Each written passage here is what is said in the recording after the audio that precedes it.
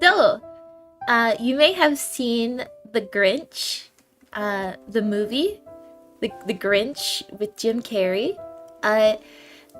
But did you know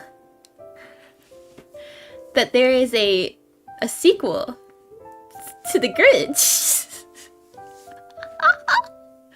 There's a sequel. The Grinch 2. The way I see it.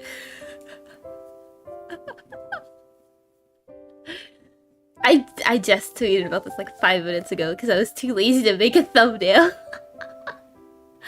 Okay. Why am I like so blinky? Why am I so winky? Winky wonky?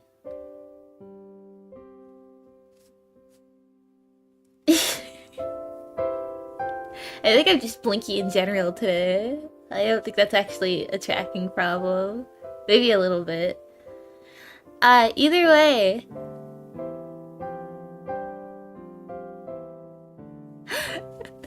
Grinch 2! It's a real screenplay. They totally. Sing Japanese Jingle Bells? How does it go? Wait, I probably shouldn't be opening it on stream. You tricked me. You tricked me!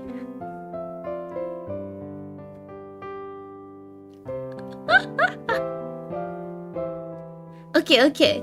So, the real context of The Grinch 2 is this is somebody on Reddit said that their dad made a Grinch 2 with Jim Carrey script, like an entire screenplay for an entire Grinch 2, right? And every year he would try to I guess sell it to them, appreciate my work kind of thing. And so many people replied to it. The guy got permission to upload his dad's screenplay for The Grinch 2.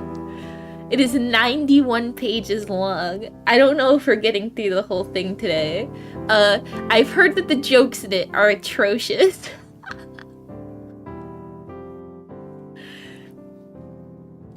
So, I mean, without further ado, right?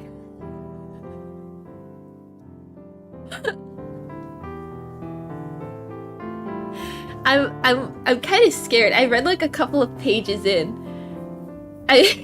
Sounds like a ridiculously obscure meme. Yes, it is a ridiculously obscure meme. But you can look up. You can look it up. It's kind of getting traction. Okay. And I read the first 2 pages of it, and my Discord server was like, you should read this on stream. And I was like, you know what, fuck it, yeah, sure, I'll read it on the stream.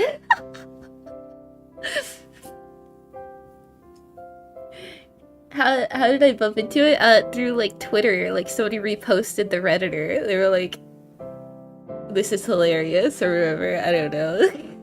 All I know is that this is not only someone's dad, but as you can see on the cover art that he drew, right? He is known as Uncle Bob. So if you thought that it's a Redditor's dad, right? So I mean, that looks like someone's uncle. This is gonna give your uncle's corny jokes at Christmas at the dinner table, harassing your entire family vibes. I think I'm beyond ready though. I wanna know what the Grinch 2 holds. Okay, we start now. Grinch 2, the way I see it. Red for narrator, green for camera and writer's notes. Narrator, okay. As you remember, the Whos of Whoville were celebrating Christmas with the Grinch and Martha May Whovier at the town Whobilation. Grinch, as you know, was even elected as the holiday cheermeister after being nominated by Cindy Lou Who. Of course, this infuriated Mayor Augustus Mayhew, But what made him even more furious was the fact that the Grinches and Martha's relationship continued to grow. They couldn't stay away from each other. Martha realized, though she would have a tough task ahead of her to teach him manners, courtesy, and respect for others so he would fit in with the villagers, she would help him change his horrible diet and disgusting table manners. Not only will this help him fit in better, but it will create a healthier lifestyle for him. Amazing. Amazing premise. Camera shows his first time at a restaurant. He and Martha sit down at a table. A waitress asks them if they would like something to drink. Martha orders a glass of red wine, and he orders a bottle of Tabasco sauce. Oh, I forgot to loop the music again. Wait.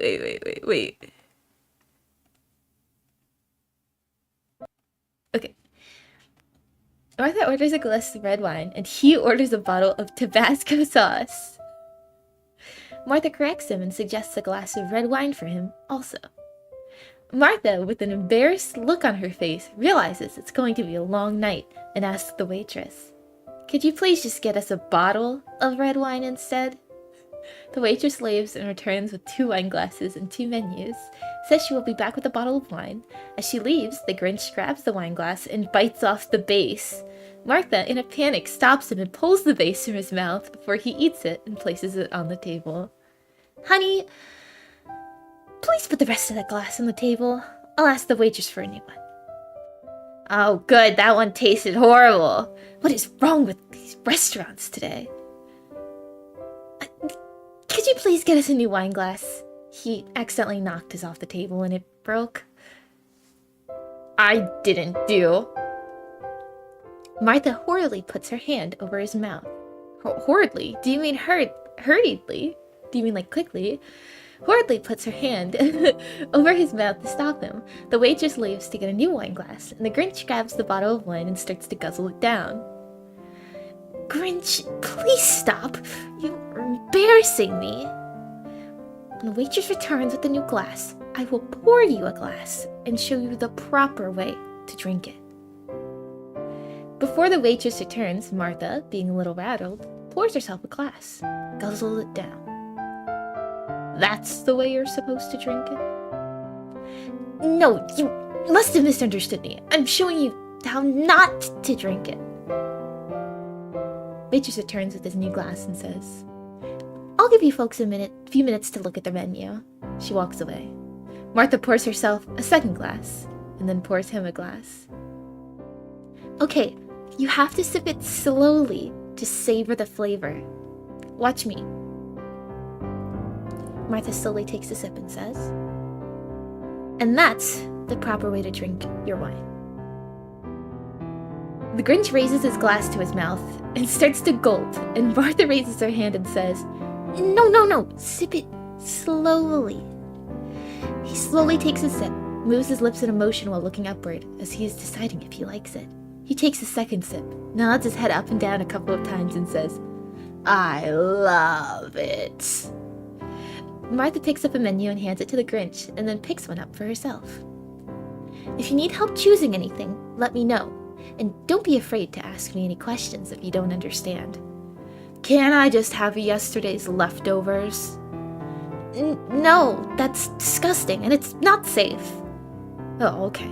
Then I'll have today's leftovers." "No, sweetheart, that's still disgusting, and it's not good for you. You have to start eating better. You must start eating healthier. From now on, you eat only fresh food, okay?" The Grinch studies the menu and says to Martha, "I think I'll have the filet-it mignon." That's pronounced filet mignon.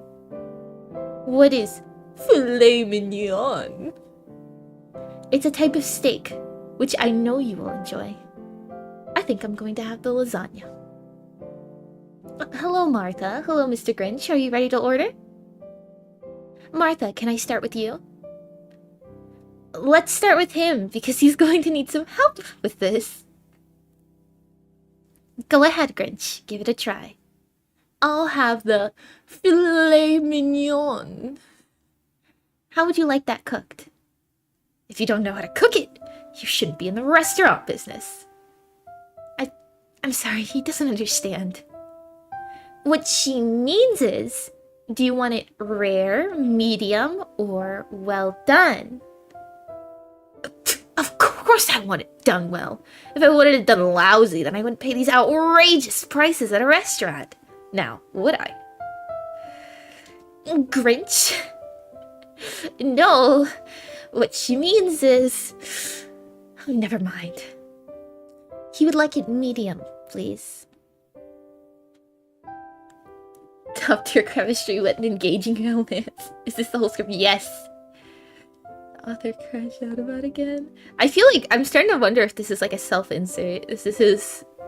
The Grinch is supposed to be him and his wife. This seems like an Uncle Bob take care. This seems less like Jim Carrey and more like Uncle Bob to me. What side would you like? Grinch, while looking quite confused, points with both hands to the right, and then points to the left. And then he points in front of himself and says, I would prefer to have it right here. He will have a baked potato, please. Super salad. Yes. I'm assuming that's a joke of like, super salad. Like extra, like super salad. Yes. It's salad, please. You have to choose one of the others. You can't have both. What dressing would he like? He would like the blue cheese dressing. Hey, did you hear the one about the cook who caught the salad dressing? I love that one. Cracks me up every time. This is definitely a self-insert. The waitress gives a quick nervous smile and immediately turns to Martha and asks what she wants. I'll have the lasagna. And a salad with the house dressing. I never saw a house dressing. Was it made of bare wood? The waitress turns and leaves as quickly as possible. Martha takes another large gulp from her wine glass. Camera pans away and shows them leaving the restaurant, commenting on what a great meal they had and flagging down a cab. Remember to imagine Jim Carrey doing these lines? I'm trying, but I can't. This feels like someone's uncle. Every day, every outing that Martha and Grinch do together is a challenge for Martha. She loves him dearly, but he is not easy to deal with. One day, Martha took him grocery shopping. It was his first time in a grocery store. Martha grabbed a shopping cart and started going down the aisle. Let me do it, let me do it. As a small child would do, jumping up and down. Oh, so he's like, let me do it, let me do it. Martha lets Grinch take over pushing the cart. Okay, but please be careful. Martha would grab items off the shelf and put them in the cart. Grinch, let me do it! The Grinch slides his arm down the shelf, knocking half the items in the cart and half of them onto the floor. Grinch, please stop. You're making a mess and we do not need all that stuff. Put them back on the shelf and help me pick up everything. The Grinch, being the Grinch, rolls his eyes and, while mumbling under his breath, does as she had asked, but of course is putting everything in the wrong spots, upside down, etc. Thankfully, a stock boy comes around the corner and tells them not to worry. He'll take care of everything. Thank you so much for your help. We are so sorry. Martha turns to the Grinch and tells him to apologize to the stock boy. The Grinch, while looking down towards his feet with a sad face, mumbles softly, I'm sorry. Grinch, say it like you mean it. The Grinch, with his hands to his side, and shuffles his right foot and says louder, I'm very sorry.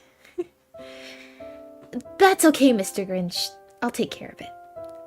Finally, they move on. When they turn the corner and go up the next aisle, the Grinch crashes into a lady's cart, which is on the side of the aisle. The lady looks up at the Grinch and gives him a dirty look. The Grinch says to Martha, What's her problem? Grinch, you crashed into her cart. But she was parked there. So go around her. Well, I guess I could have done that. They go to the end of the aisle, and then the Grinch cuts And then Grinch cuts the corner to sharp and bangs his cart into a display shelf loaded with soft drink bottles, knocking the bottom leg of the shelf out, and all the bottles rolled off the shelf for what seemed like an eternity. Grinch, putting his hands around his mouth and quite loudly yells, "Clean up on aisle 6." Oh my, I just cracked myself up. Around the corner comes the same stock boy that just finished cleaning up their last mess. You know, it's really not my fault. My girlfriend pushed me. That is absolutely, positively not true. That's it. I'm taking cart duty away from you until you learn to be more careful. She said duty. That's fucking stupid. Start reading it from the beginning again because you missed it. No! The stock boy shakes his head and bends down to start picking up the mess. Martha takes over the cart, or pushing the cart, and she says to him, "Honey, please stop acting like a child. You must be more careful and thoughtful to people around you." Well, yeah, but I always say I'm sorry, and I help pick up the stuff on the floor. Okay, I agree. That's nice, but you shouldn't be causing the problem in the first place. Okay, I promise. I will get better. Baby steps, Martha. Baby steps. Martha rolls her eyes. Grinch picks up a bundle of bananas and asks Martha, "Why are these fat and yellow and not brown and floppy?" "That's the way they're supposed to look when they're fresh. Put them in the cart. You will love them. But you have to wait until you're home to eat them." How many times will she say, "You will love them"? Oh, don't worry, you'll love them. I feel like this is like the second or third time she said this. Grinch looks at a loaf of bread and asks, "So this is white and not green. What's the deal?" "Just like the bananas, except it's white when it's fresh and turns green and moldy when it starts to go bad." That explains everything. I thought the Who's didn't like anything that was green. They continue going up and down the aisles, with Martha choosing what to buy while explaining what each item is, and sometimes she would ask Grinch to grab items that were too high for her, and he would place them in the cart. It seems as though the Grinch is starting to calm down, and starting to learn to be more helpful and thoughtful. All of a sudden, Grinch stops in front of a shelf with a can of baked beans. "Martha, what are these?" "Those are baked beans. Why do you ask?" "When I would scrounge the Who's trash for food, I would come across these cans, but they were always empty. I would rub my finger on the inside of the can, get the most out of it I could, then lick my finger. I loved the taste of it. Can we get some?" "Okay, but you can't have too much at a time because it can give you gas. And you certainly don't need any more than you already have. Take like 3 cans for now, and we'll see if you like it. Or if I like it." Camera fades away. Fades into scene of escape. I like this because they're setting up a fart joke. You could see they're setting up a fart joke right now, right? It's coming. I know it's coming. It's going to come.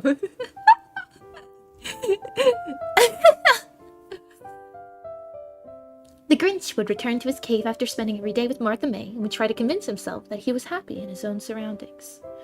"I have all these modern conveniences. I have plenty of delicious food." Camera shows him picking up handfuls of broken glass. "Although, I do have to admit the filet mignon the other night was to die for. I really don't need people to like me." "I don't need people to like me. I don't need people to like me. Right?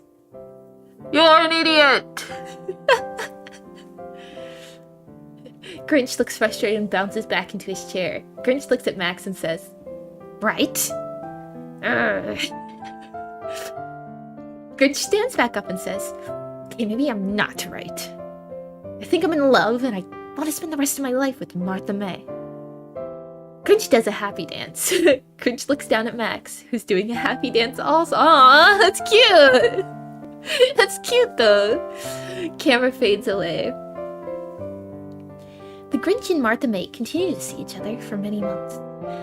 On this one special day, the two of them are having a great time at the Leon Day Hoobathon with all the townspeople. For those who don't know, Leon Day is June 25th, which is halfway to Christmas. Leon is Noel spelled backwards. Okay, I get it.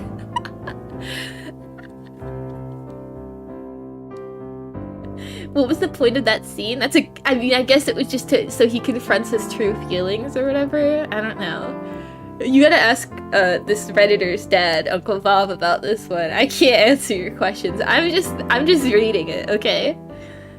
What did we do to deserve this again? It's a great question.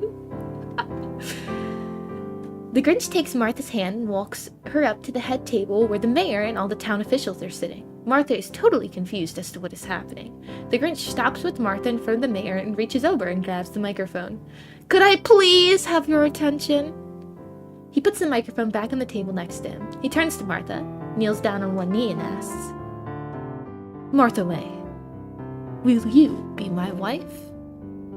She is excited and overwhelmed. Yes!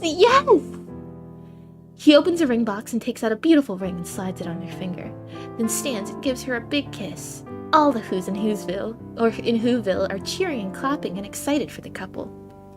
Except for one. Camera does close-up of disgusted look on the mayor's face. Mayor Augustus Mayhew. They both go back to their table and she asks him, "Where did you get this beautiful ring?" "I made it at the same time I made you the Christmas ornament that I brought to school that day. I wanted to give it to you the same day as the friendship ring, but as you know, that didn't go very well." Camera fades into flashback. Ooh, we're getting more lore. We all know how that turned out. Show flashback of the Grinch making the ornament and also a new scene of him making her the ring with all the small fragments of the stones of various colors he broke up with the hammer. He melted the small fragments onto a small ring he found. Why is the narrator still talking? Oh, okay. So I think the narrator's saying this part. Okay. He melted the small fragments onto a small ring he found. He had the ring in his pocket when he went to school that day, but never gave it to her, because that day turned out so awful for him. He had that ring in his pocket when he ran away from Whoville, thinking he would never return. He cherished that ring and saved it as a remembrance of Martha. So he's like adding lore to the original Grinch with Jim Carrey movie. Camera fades into following scene. Show scene or scenes of Martha and Grinch sitting in Martha's home with many discussions on whether to move into a new home or stay in her existing home. What to do with his cave and all his belongings. "How about we sell this dump and move into my cave? It's completely furnished. Plenty of space. You don't have to worry about taxes, crowds, paying bills." That is completely off the table. First of all, this place is not a dump, and there is absolutely no way I would move into that dark, dirty, damp, disgusting hole in a mountain. Okay, I guess I agree. It does have some minor issues like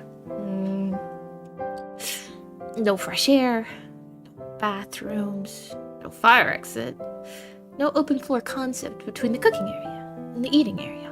Oh, how I love that look. And not enough room for that king-size bed we want. Well, I'm glad you came to your senses on this topic. We can live here for a while, and then we can start looking for a larger place to live, where we'll have enough room to start a family someday. That's right, a family. My clock is ticking, and I would love to have a child. Wouldn't you? Well, I guess I never really thought about it before, but I guess I would love to have some baby Marthas and baby Grinches around. If we want a new house and raise a family... Grinch puts a finger on his lips for a couple of seconds and points his finger in the air as he has an idea. I have to figure out how to earn a living. I have to get a job. Lou said there is an opening at the post office. No way can I stay in a building all day. I have to tinker, design things, build things with my bare hands. Just like all those inventions in my cave. Pacing back and forth with his arms to his side. I know some of them seemed primitive, but it was with the junk I collected from the Who's trash. and with hardly any tools except the broken or worn out tools that would come up the trash chute every now and then. Even most tools I would make myself. The Grinch is actually very lucky with his timing to live in Whoville, as they had closed the trash chute. They had created a trash-to-energy power station and a recycling center. Most of his food sources stopped in the process. The Who's intention was not to shut him off, as they didn't know he was living off their garbage. They just wanted to create a cleaner environment all around them. Would I fund this production? Maybe like $2. If it was Uncle Bob himself, like, performing all of the characters, maybe I'd put, like, $20 towards it. I've got it! Oh boy, can't wait to hear this. We might have to get a loan from the bank to get started, but we can build a ski slope on the mountain. Make my cave into some sort of a clubhouse or a lodge and maybe a food stand. I can build a gondola to carry people up and down the mountain. When there is no snow, we can just give rides. Oh, I'm getting so excited thinking about it. I can do it. I know I can. Grinch gets up and does his happy dance. What is this happy dance? Can you describe what his happy dance actually is? Because you keep talking about this happy dance. Okay, his happy dance. Was it in the movie? Did he have a happy dance that I'm forgetting about? Okay. I have never seen you so excited. You know what? I believe you can do it. What a great idea. Oh. Oh, sorry. Oh. What? Tell me, what is it? The old trash chute. We can clean it really good and let the kids slide down it, and when they're at the bottom, they can ride the gondola back up to the top. Maybe I'll even paint it so it looks like a big, long candy cane. We can serve hot chocolate and coffee in the colder months, and serve ice cream and soft drinks and shakes in the summer. We can barbecue roast beast sandwiches and roast beast burgers. Grinch rubs his belly and says, "Oh, I'm getting hungry just thinking about it." I'm going to town hall tomorrow and see what we have to do to get this started. I'll go with you because I love this idea and I want to be a part of it. I'm not sure how the mayor is going to feel about this, but it's actually a win-win. It's going to be so much fun for the kids and adults. We are cleaning up dirty sites and creating jobs and tax revenue for Whoville. Woo! Let's do it. Okay, this is a self-insert. There's no way this is not. This is this dude and his wife.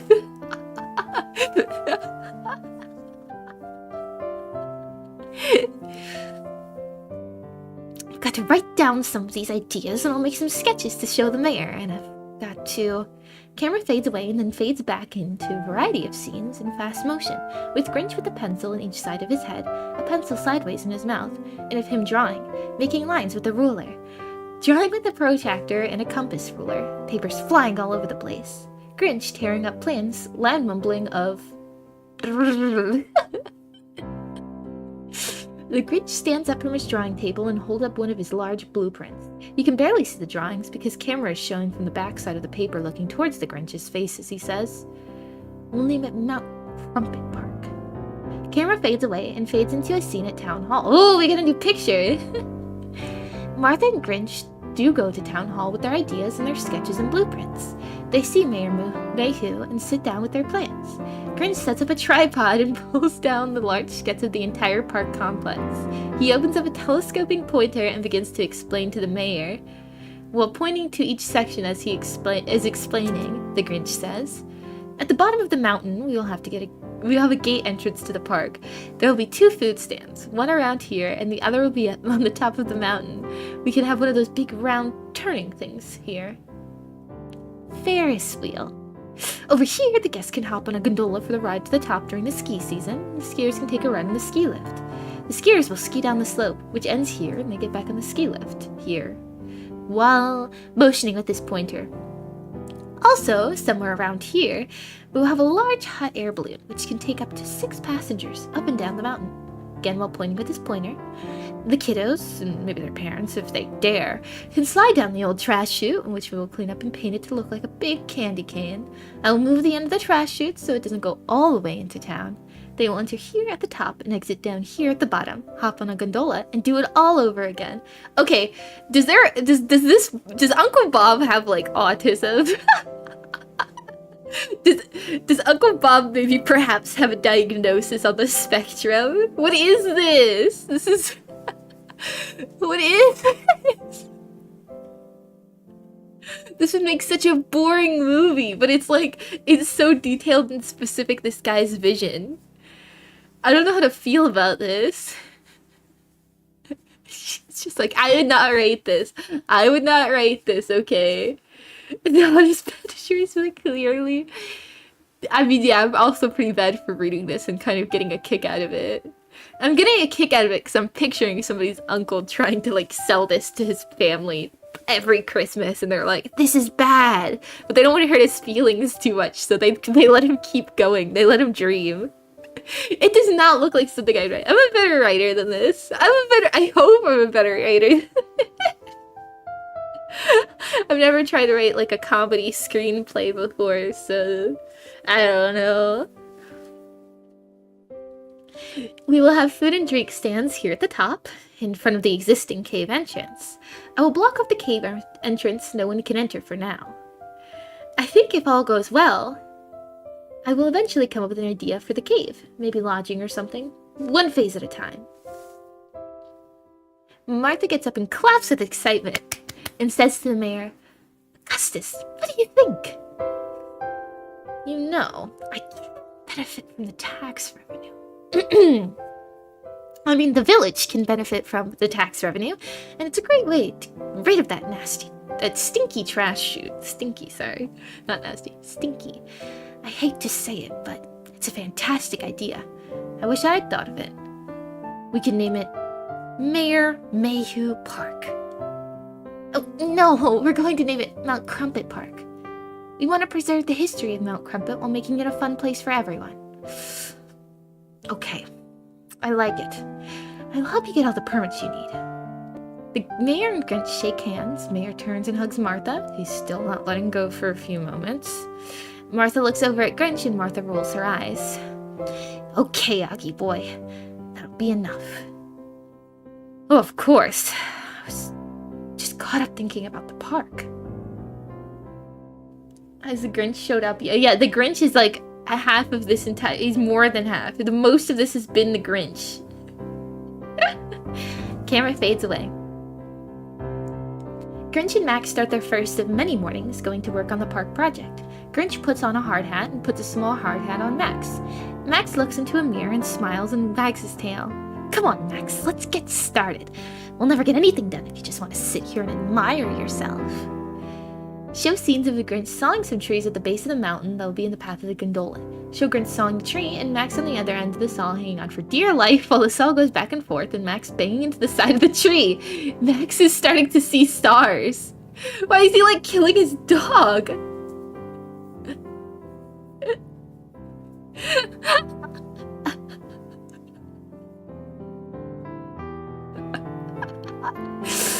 Stop ignoring. I don't have a Wattpad. I've never had a Wattpad.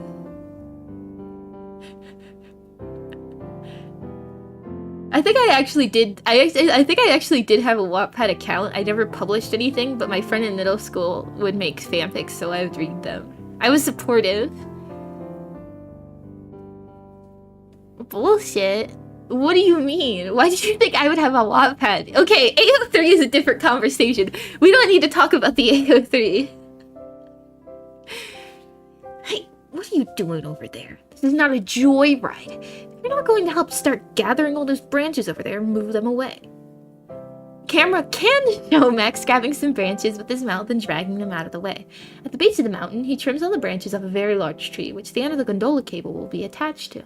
The cables will also attach to the top of a second tree, about 3/4 of the way down the mountain, one of the last trees before the mountain turns into a rocky, rugged, and steep terrain.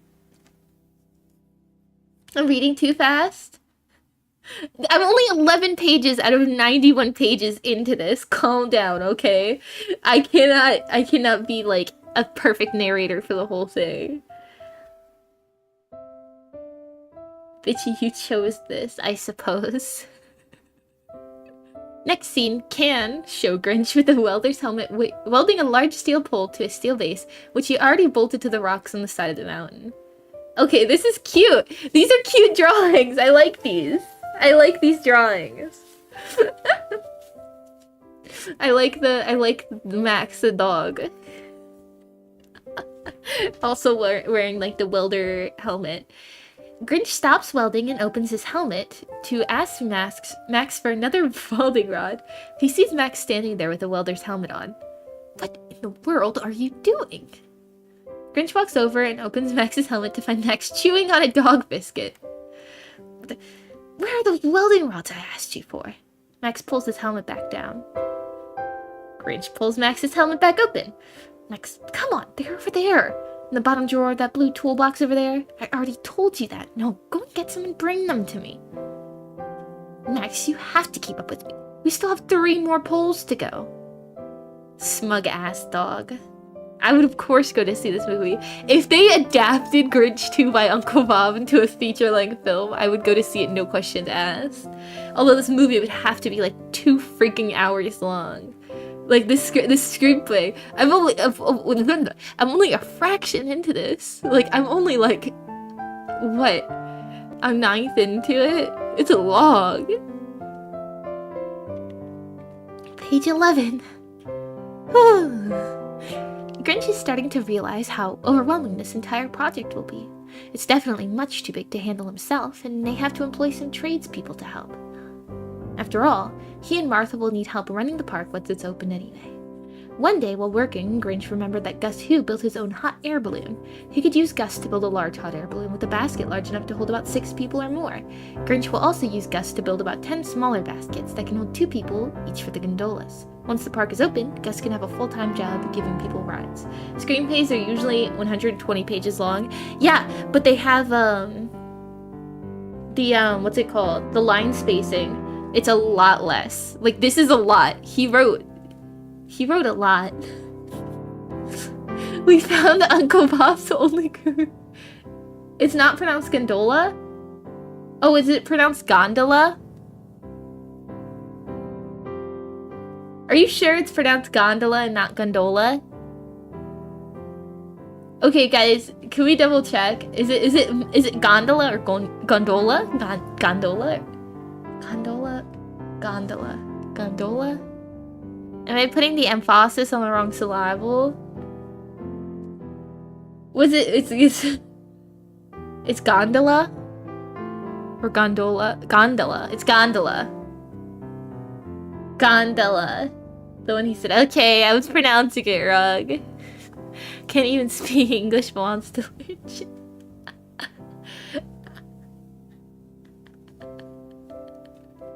I'm getting bullied. I haven't lived in America for a long time, okay? How often do you hear the word gondola out loud, okay? I know what it is, my brain was like gondola. I put the emphasis on the wrong syllable. Sorry. Scene showing Grinch in his cave, sitting in his chair, attempting to call Gus. Looking up Gus's phone number in his phone book, he's fumbling through the pages, and finally reaches the beginning of the list of who's. Grinch, while running his finger vertically down the list. Alan who, Alex who, Alice who, Avery who, Barbie who. She makes great barbecue. Betty Lou who, Bobby who, Butch who. Oh, this is ridiculous. I'll just call the operator. So...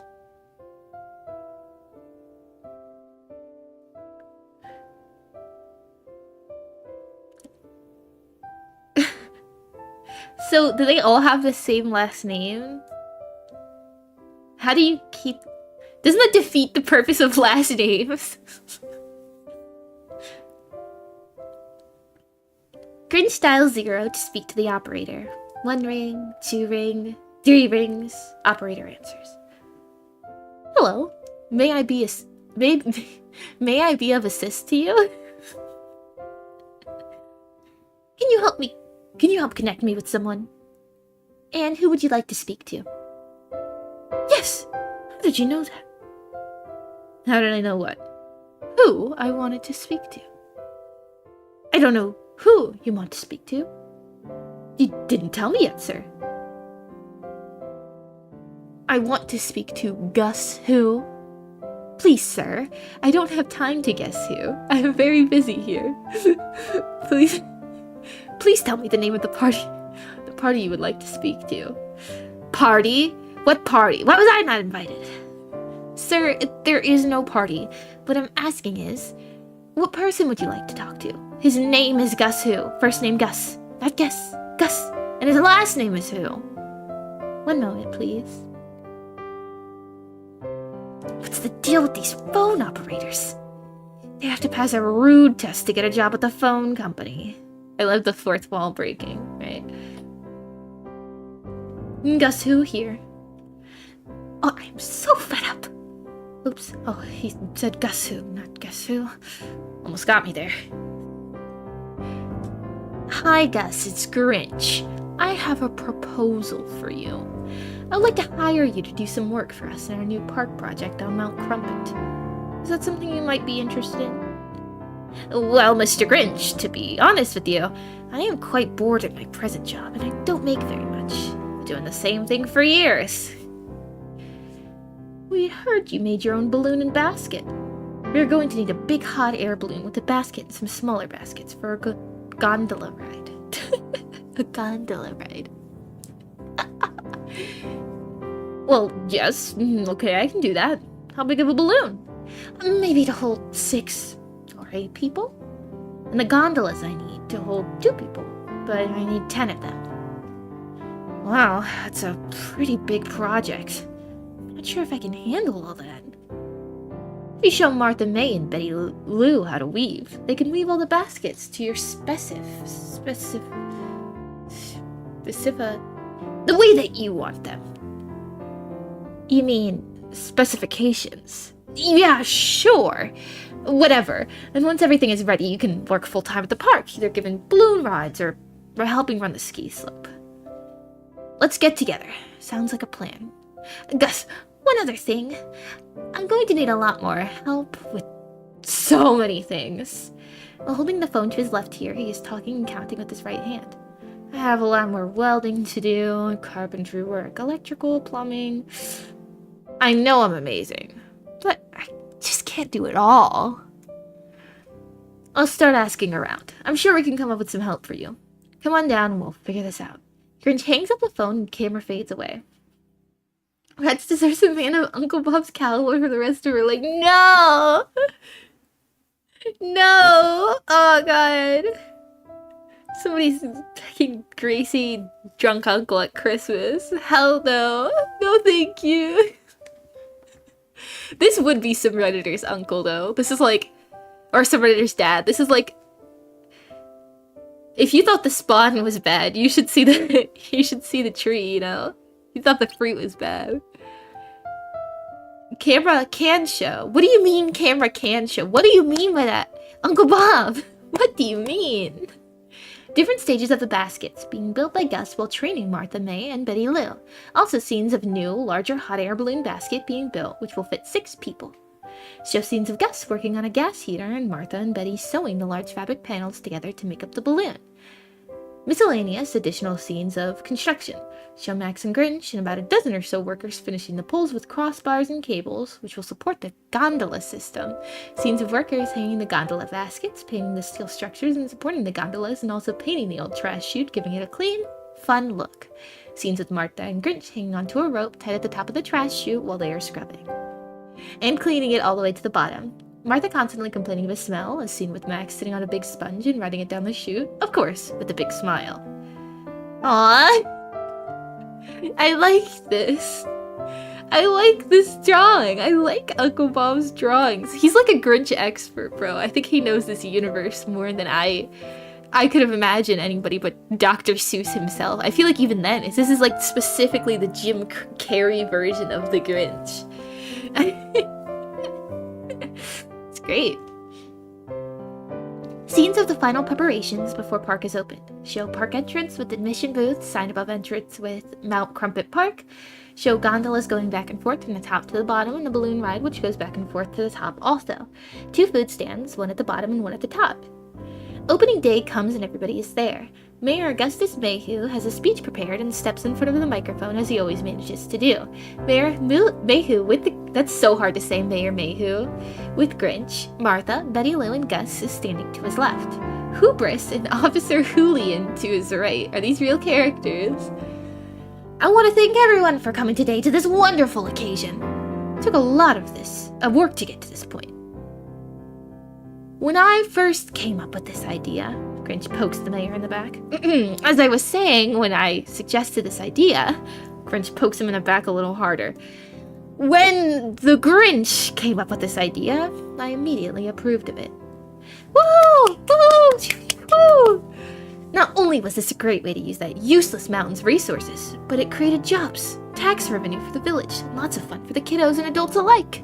I couldn't have done it without. Grinch pokes him in the back a third time. Okay, let me now turn the mic over to Grinch. The crowd cheered so loudly you couldn't hear yourself think. This has got to be a self-insert. They were clapping and whistling. The little ones were jumping up and down with excitement. The camera pans back over to the mayor. He is rather frustrated over the cheering for the Grinch. The Grinch takes his mic from the mayor but can't begin to talk because the crowd is cheering so loudly. Thank you. Woo, woo. Please. Thank you. Grinch puts his finger to his mouth to gesture to be quiet.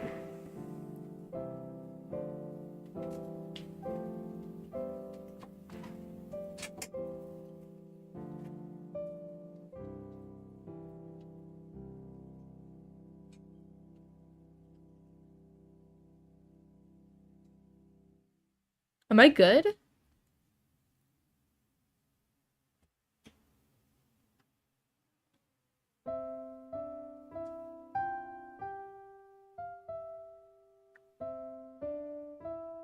Sorry. I live in a valley. I live in a valley area, and I just heard a very large gust of wind. And I usually don't hear gusts of winds that large unless there's about to be an earthquake. So I got nervous for a second, but I don't think it was an earthquake. I think it was just an abnormally large gust of wind. I didn't feel any shaking. We're good. But that was a really large gust of wind. You probably couldn't hear it, but it was loud to me. It scared me. Grinch puts his finger to his mouth to gesture to be quiet. Please, we've got to get this park open so you folks can have some fun. Crowd starts to silence. Thank you, everyone. Special thanks to my sweetheart Martha May, Gatsu, Betty Lou, and the professor, and don't forget my little buddy Max. Also, a special thanks to all those extra people that came on board during this whole process and to the people that are here today running the park. As a special surprise, everything today is free! Free food and drink for all! An extremely deepened voice, he says. For everyone's safety, no alcohol may be purchased or consumed at this park. Grinch puts his left hand to his mouth and lets out an ear-piercing whistle. The gates open as the Grinch then raises his arms into the air. Let the fun begin!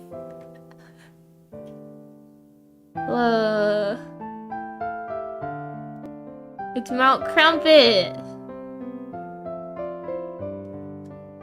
Camera can pan over crowds getting on the gondolas and in line for the hot air balloon, and the food and drink stands are filling up quickly.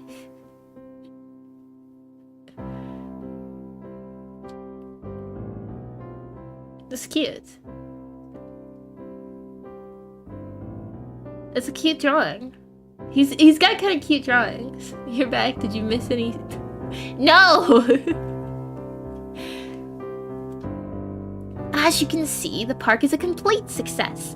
The Who's of Hillville are so happy with the additional entertainment the park provides for the entire family. Grinch and Martha become quite the celebrities in the village, which we know doesn't go over too well with the mayor. When the snow starts to fall and the ski slopes will open, and the ski lift will be filled with skiers. Grinch and Martha May decide they want to get married in the fall. Wedding invitations go out to all the Who's in Whoville. Camera can show the hundreds of Who's opening their invitations and cheering with joy. Camera shows the mayor opening his invitation. Invitation, not invitation. Invitation. Invitation! And reading the announcement and zoom in on his face looking terribly disgusted. The villagers are so excited and can't wait for the big day. It's going to be the largest wedding celebration in the history of the village. With everyone being so busy with the park, the big day arrives in a flash. Camera shows hundreds of people sitting in an outside pavilion type setup. Head table in the front, Justice of the Peace standing in the center in front of the table. Wedding music begins with some sort of Who-style twist to it. Okay. The crowd rises to their feet. The Grinch enters from the right wearing a tuxedo and looks quite charming. And he stops alongside the Justice and is followed by his best man, Gus Who. The maid of honor, Betty Lou Who, comes down the center aisle. Max, the ring bearer, comes next holding a small basket in his mouth with the 2 wedding bands in it. Cindy Lou Who is the flower girl. Cindy Lou Who, the flower girl, follows, dropping rose petals on her way. They all line up on the left side of the JOP. Wedding music volume increases, and Martha May comes down the center aisle with her long flowing wedding gown with a long train, which still is at the beginning of the aisle. Is that what they call like the like trail, like the wedding? Is that what they call it, a train? The epic. Martha stops in front of the JOP. Betty gathers up the train, which she keeps pulling and pulling and pulling. Finally, she comes to the end and places it behind Martha. Grinch and Martha turn to each other and hold each other's hands. You are stunning. And you are quite handsome yourself, young fellow. She's freaky. She's freaky as fuck, bro.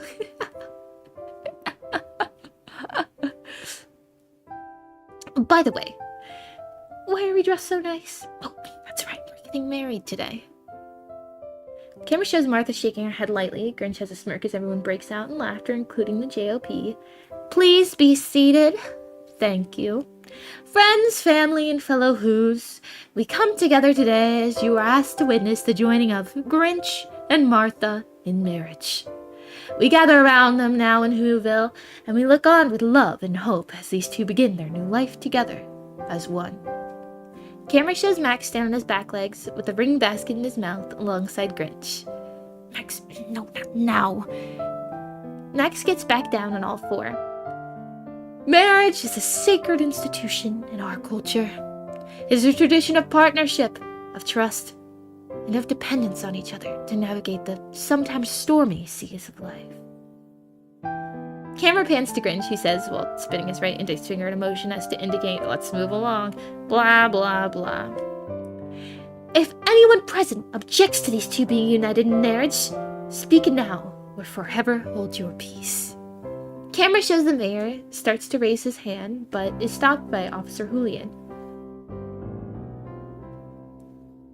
At this time, Grinch and Martha will exchange rings. The wedding ring is a symbol of love, devotion, and never-ending commitment between 2 people.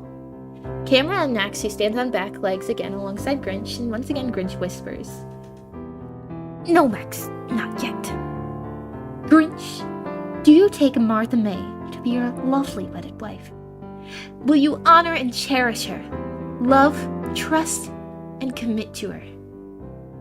Through joy and pain, sickness and health, until death do you part. Grinch takes Martha's hand and says, I do. The ring? No. Max, while guests are laughing, stands up alongside the Grinch with the basket. Grinch reaches in and takes out Martha's ring and slides onto Martha's finger and says, I do. Martha, you take Grinch to be your lawfully wedded husband. Will you honor and cherish him, love, trust, and commit to him through joy and pain, sickness and health, until death do you part?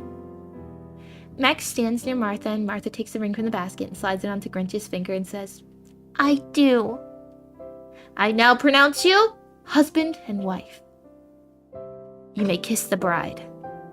Camera shows a close-up of Grinch with a wide smile and tears of joy in his eyes as he leans forward and gives Martha a kiss.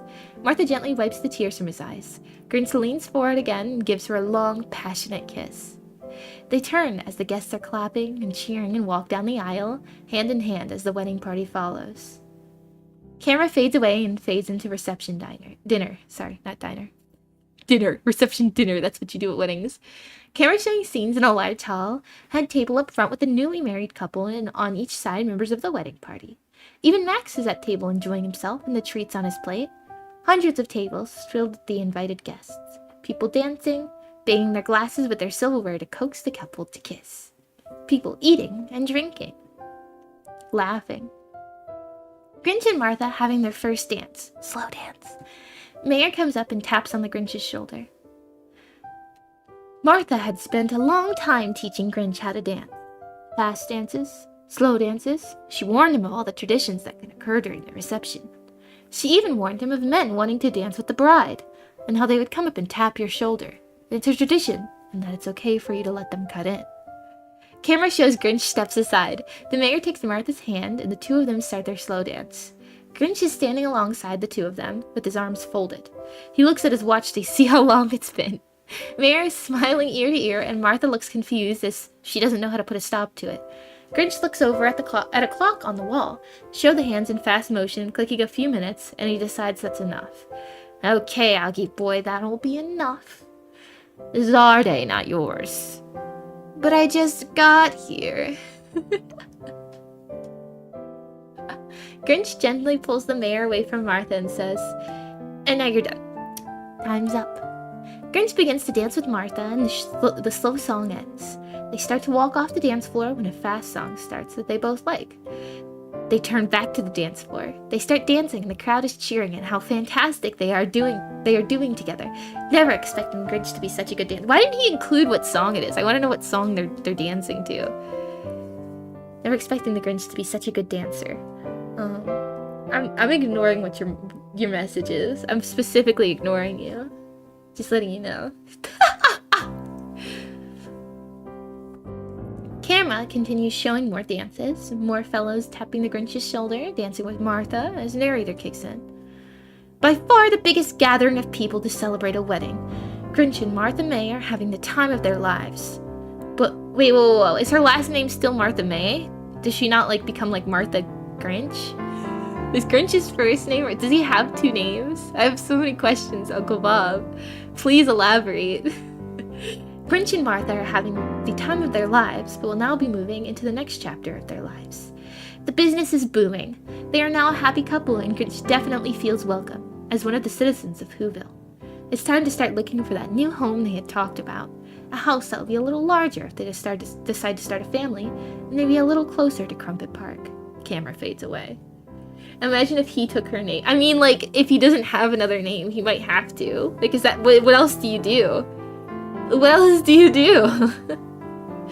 Give me a second, I want to take a drink of water.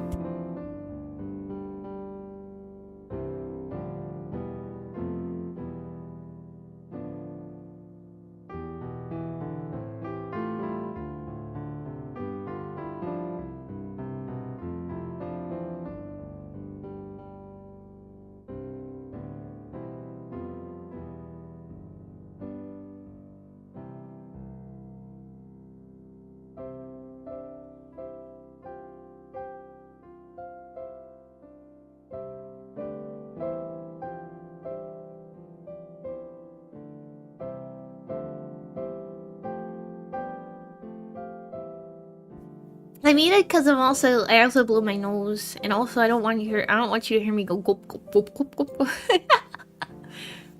Camera fades away. Camera shows Grinch and Martha sitting on a couch together looking at a real estate magazine. Martha points to a photo. How about this one? Too small. Too big. Too close to the mayor's house. Oh, sorry. She says it. Too close to the mayor's house. Ooh, good catch. How about this one?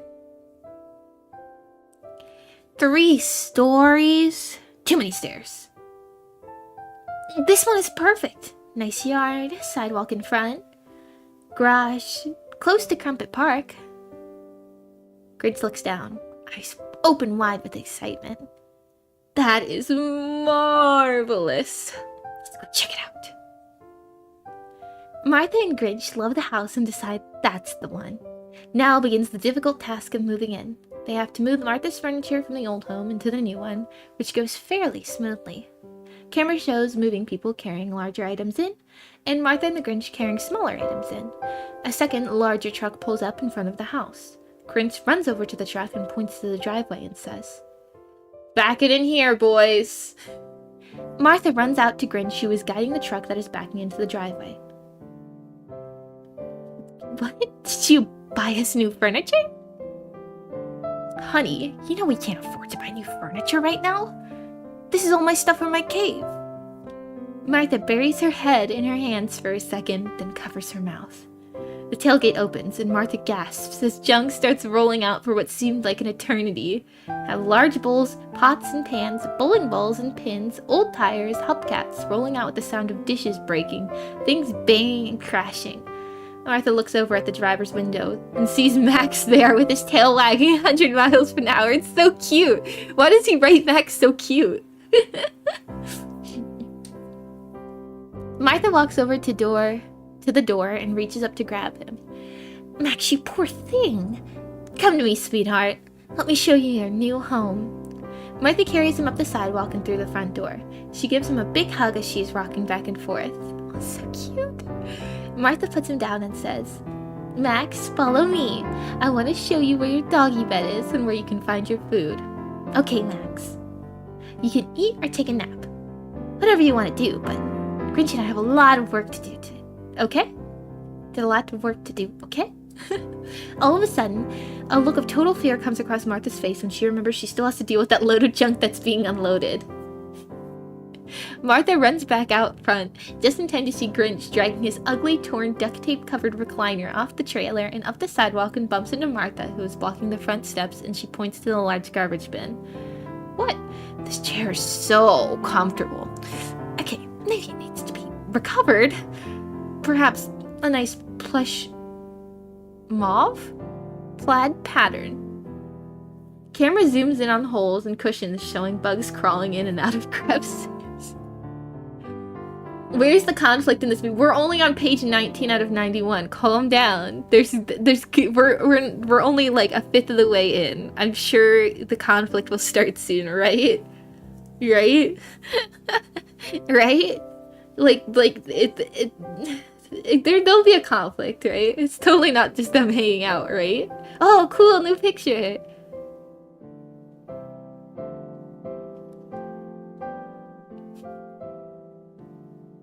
If the conflict is about the Grinch getting cocked, I'm leaving. I sure hope not. That doesn't sound like a cute family movie, so I'm assuming not. "Absolutely not. That thing is disgusting." She points again to the junk bin. Next scene, Grinch is dragging the monster head loudspeaker, the one that amplified Max's bark, up to the sidewalk, and once again is greeted by Martha. "Martha, are you kidding me?" She points again to the bin. But... Once again, she points to the bin. Next scene, Grinch is carrying a scary mask, looks at Martha and puts his thumb up and down. Oh, up and then down as to question her thoughts. Oh, like thumbs up, thumbs down. Martha gives him thumbs down. From where he is standing, he throws it into the bin. Have repeated scenes of him holding ugly items and giving her thumbs up, and then him lowering his shoulders and tossing them into the bin. Camera fades away. Now that Max is comfortable in his new home, Martha decides that Max could use some company, as Martha and Grinch are going to be busy running Mount Crumpet Park. She goes to the pound and adopts a puppy that reminds her of the Grinch. Ugh! Whoa, his face! Martha May comes up with the same Yoo-hoo for their new pal. The name Yoo-hoo for their new pal. The first day, Yoo-hoo comes home, the Grinch accidentally lets him out the front door, and Yoo-hoo takes off like a flash. The Grinch goes out. This is so self-insert. This is the self-insert. They got a puppy. Their dad and their mom got a puppy, and this is exactly what happened. This is not the Grinch. So you're only 20% in after an hour. That would be a 5-hour stream. Yeah. Wish me luck. Wish me luck. The Grinch goes out to the front sidewalk looking for the dog and starts to panic. He doesn't see him anywhere. Grinch frantically yells out, "Yoo-hoo! Yoo-hoo!" A couple walking down the street side sidewalk turns and says, "Who, us?" Grinch, "No, yoo-hoo." "Who? You?" "No, not me. Yoo-hoo!"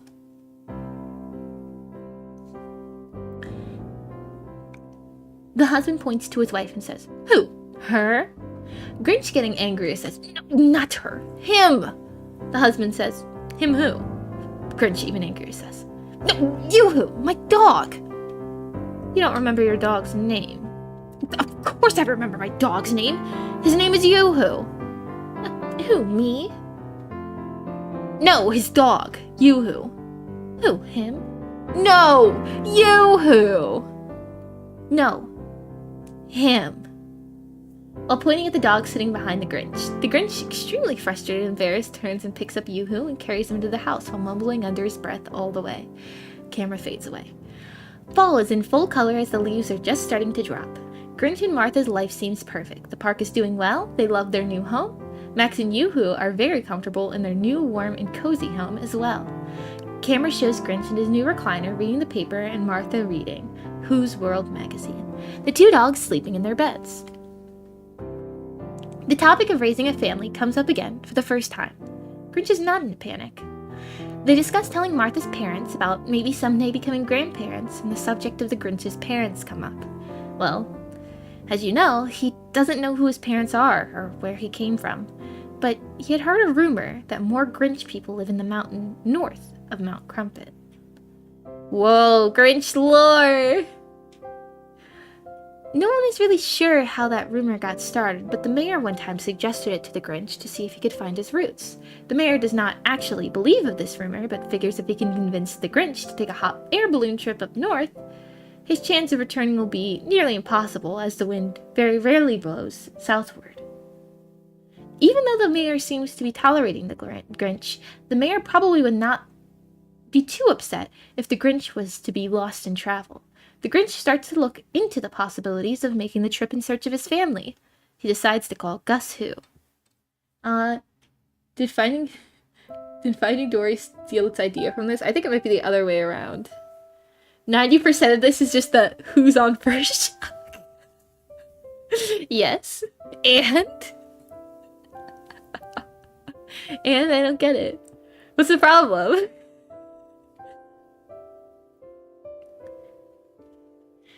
Gus, what do you think of the chances of making a hot air balloon trip northward, but more important, the trip back home?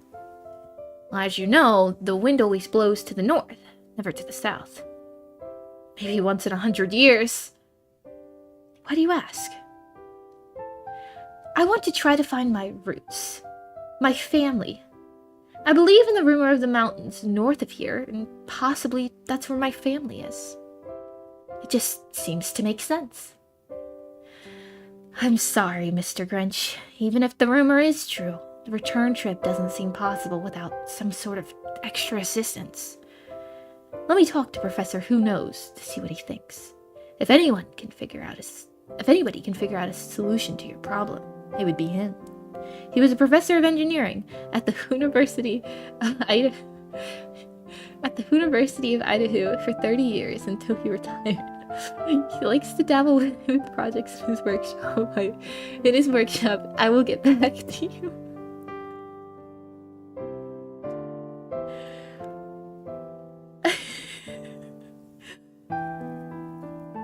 I'm sorry, but it's not even that the joke is what's funny. It's imagining Uncle Bob, whoever this dude is, like writing this and then giggling to himself, right? Like he's giggling as he writes University of Idaho. You know what I mean? Like that's what's making me laugh. There's like something kind of wholesome about it. Camera fades away and then back to Gus at his home. Gus calls his friend Professor Who Knows. Professor, I need help with an idea. I need a way to help propel a hot air balloon faster and stronger than the propeller I have now. Professor, I can picture buck teeth, nerdy glasses, and a voice like Professor Frank from The Simpsons. I've actually been working on a smaller version of the methane gas-powered turbine that is powering the village right now from recycled food leftovers. Can you make one small enough and light enough to attach to the bottom of a hot air balloon? Well, ironically, I already made a smaller version to experiment if the idea would work at all. I could reconfigure my calculations, reduce the chamber size without jeopardizing the compression detonation. I'll have to make some more changes to make it lighter and smaller, but yes, I'm sure I can. Why don't you come on over and I'll show you what I already have? I'll be right over. Gus arrives at the professor's workshop. Uncle Bob's just a middle-aged male version of Rats that grew up in a pre-internet era. God. Camera is showing everything the professor's explaining. This round container is where the fuel is stored. The fuel consists of most leftovers, such as any discarded fruit, vegetables, apple cores, banana peels, miscellaneous meats, etc. Then I reinstalled the lid and pushed the igniter button. Igniter button is clearly marked Igniter. Professor. When you start the igniter, it moves the materials to the composting chamber. After some compression, then moves to the methane chamber. The methane mixes with fresh air, which enters from the air intake, which is here. Once the methane and air are properly mixed, it goes into the combustion chamber, and the igniter sets off the controlled explosion, which creates a jet propulsion, which, as you know, that will push the balloon. Wow, you are unbelievable. How in the world did you come up with this? This is going to be perfect. The next day, while Martha and the Grinch are having their morning coffee, it's wrong there, the phone rings. Martha answers the phone and says, "Good morning. How are you?" She listens for a second and says to the Grinch, "This is for you." Who is it? Guess who? Henry, George, Frank, Ralph. This is ridiculous. Who is it? I didn't say guess who. I said Gus who. He takes the phone from Martha and complains, "What's the deal with all these who names anyway? That's what I'm asking." Yes, Gus, what's up? A balloon? The Grinch is giggling and laughing at his own joke and says, "Oh, I'm just a riot." I talked to the professor and we have an idea for the balloon. Can I come over and we can talk? Come on over, I'm all ears. Grinch looks directly into the camera and says, "Actually, that's not true.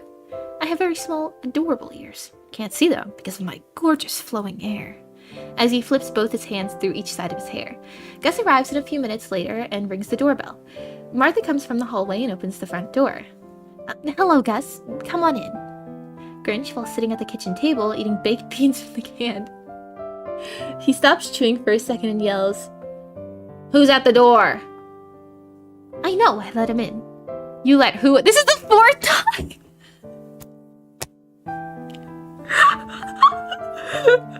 I'm losing my mind. I'm losing my mind. I know, let him in. Oh, I know, I let him in. You let who in? Yes. Yes, who? No, Gus who? Please, really? Gus, the balloon guy. Why didn't you tell me that in the first place? Martha shakes her head and points toward the hallway and tells Gus, "He's in the kitchen. Just go through there and to your right." The Grinch gets up from the table to greet Gus, but lets out a small fart. Camera zooms in on Max, who is sitting there, covers his nose with his paw. Yoo-hoo, who is also sitting there, has that disgusted look on his face. Grinch looks directly into the camera and says, "Oops, those beans get me every time." They set up a fucking fart joke like 20 pages ago. I knew it. I knew they were fucking setting up a fart joke. I knew it, Uncle Bob. What the fuck is wrong with you? Why did you set up a fart joke 20 fucking pages ago?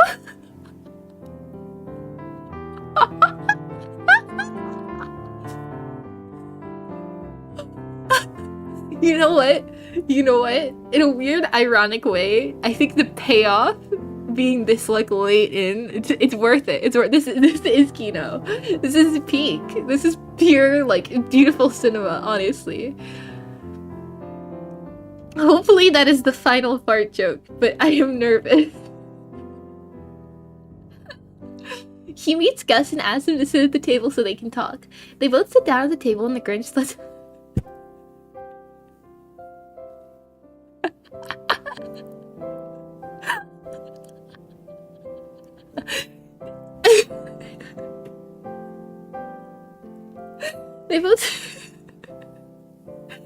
They both sit down at the table and the Grinch lets out another fart and points to the open can of beans and says, "I'm so sorry. They give me so much gas, it's crazy." "I saw a new car in your driveway. Did you guys buy a new car?" "With all the running around we do since we opened the park, we decided we needed one." "What model is it?"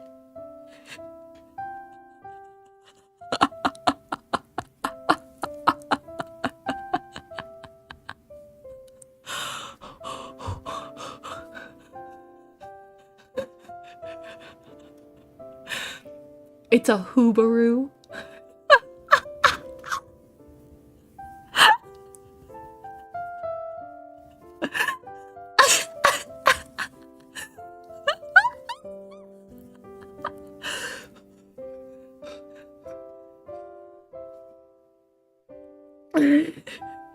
Very nice. Well, anyway, I saw Professor Who Knows and he has a solution to our problem.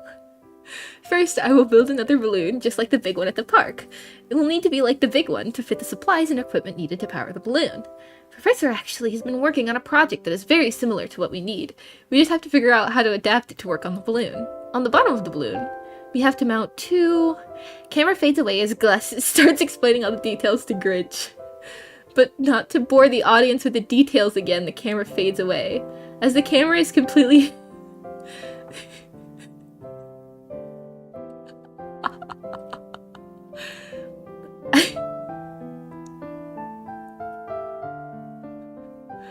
As the camera is completely faded, you hear another fart. And you hear the Grinch say, "Excuse me."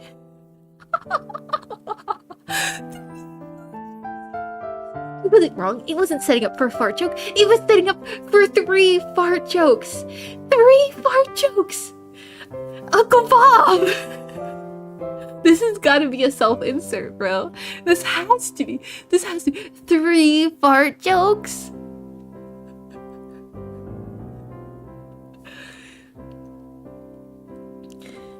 The Grinch is trained by the Professor and Gus, being that they both know different operations of the newly designed balloon. The Grinch has just been assuming that Gus would go with him, but Gus told him he was on his own because it was just too dangerous to travel the unknown like that. It was at that point the Grinch realized just how dangerous it would be. Grinch is determined, though, and continues his training. Camera shows the miscellaneous scenes of training with Gus and Professor. Gus, while pointing to the instruments on the dashboard, "This is your compass. You know, north, south, east, or west. Push this lever up to go up and push it down to go down." "Oh, this is simple. I'm ready to go." "Hold on there, big fella. Those are the only 2 simple controls on this balloon. The rest gets a little more complicated. Bring it on." "This is your altimeter?" "Altimeter? Altimeter. This gives you your altitude." "I don't think my attitude is anybody's business but my own." "Altitude, meaning how high you are?" I honestly expected him to do like a weed joke or something. I thought this is gonna be like a drug joke. "Altitude, meaning how high you are?" I don't do any of those types of substances. I don't know who you think I am. I may eat for the garbage, but like I expected that kind of joke to come up. But I guess this is a kid friendly movie. We can't do that kind of joke. I knew that. I was just joking with you. This gauge here is vertical speed. Vertical what? Vertical speed. It's whether you are going up or down, and how fast you're doing it. You don't want to do either too quickly, especially the down part. Ah, boys, I think you forgot something. Where's the steering wheel? There is no steering wheel. What? Are you people crazy? What if I want to go that way? What if I want to go that way? Okay, this is where the training gets difficult. Grinch pulls a notebook out and a pencil from behind his ear and starts frantically writing down some notes. I did not write the Grinch 2. This is some Redditor's dad, okay? Congratulations. You thought you were in pain before. Listen to this script. Usually, direction is changed with a combination of wind direction and altitude change, but the professor's modifications will help you. It's going to take some more training. How do you spell altitude? You don't have to worry about spelling it. The professor and I put together a manual with everything you need to know. There's even an index with everything listed alphabetically. Alphabetically? You know, A, B, C, D, E. I know what it means. What do you think, I'm stupid? Of course not. It's just a lot for you to take in all at once. Let me explain a little about the steering bell before we get into the turbo part. The turbos are going to use a lot of fuel, so you only use them when the wind is pushing you in the wrong direction. Grinch, talking aloud and writing his notes. Wrong direction. Got it. So you fire up the turbos with this button here and adjust your speed with this control here. Camera fades away. Grinch has completed many, many hours of training. Camera can show him studying with the notebook, underlining items, circling items, adding notes, etc. The professor and Gus decides that Grinch is ready as he will ever be. Now it's time for Grinch to practice lifting and landing. The professor stood aside while Grinch and Gus get on board the balloon. Grinch practiced starting off and rising well above the village. There was a breeze blowing north, which, as you know, is common in Whoville. The Grinch practiced steering the balloon back south with a combination of the propeller and the professor's turbine system. Camera shows him practicing, moving levers, pushing buttons, turbines firing up, and then can show Grinch landing the balloon in the same spot he lifted from. I'm not sure what's with the can. I've been kind of trying to remove them. I don't know, like, is that a real thing, or did Uncle Bob make that up, or like, what's going on? The professor and Gus were extremely impressed with the Grinch's perfect landing. The Grinch, Gus, and the professor all agree he's ready for the trip. After thinking about the trip for a couple days, Grinch decides it is time to make the trip, but suggests Martha should not go because it's too dangerous. Camera shows Grinch and Gus starting the process of filling the balloon with hot air. The balloon is tied down and the villagers are starting to crowd around to cheer him off on his dangerous trip. Camera pans over to Martha May, who has tears rolling from her eyes. Jesus, why is he doing? Is it that serious to him? I suppose it is. They all seem to understand his need to find his roots, but are a little concerned as they have all grown to love him. The balloon is nearly ready for liftoff as the heater has been filling the balloon for a while. The mayor is in front of the crowd, and he is so ecstatic, and can hardly control his excitement. As you remember, the mayor was the one that helped sway the Grinch into thinking that he might find his family if he headed north. Camera shows Grinch and Gus loading the balloon with food and supplies that are handed up to them by the professor. The stack of supplies is getting near the end when Grinch looks back out at the crowd and does not see Martha. Grinch leans over the side of the balloon and looks left and right and does not see her. He walks to the other side of the balloon and looks and still does not see her. Martha? Martha, where are you? Camera shows the crowd backing up, looking all around to find her. You can hear everyone asking, "Where's Martha? Where's Martha? Where's Martha?" Does anyone know where she is? I'm not leaving until I get my kiss goodbye.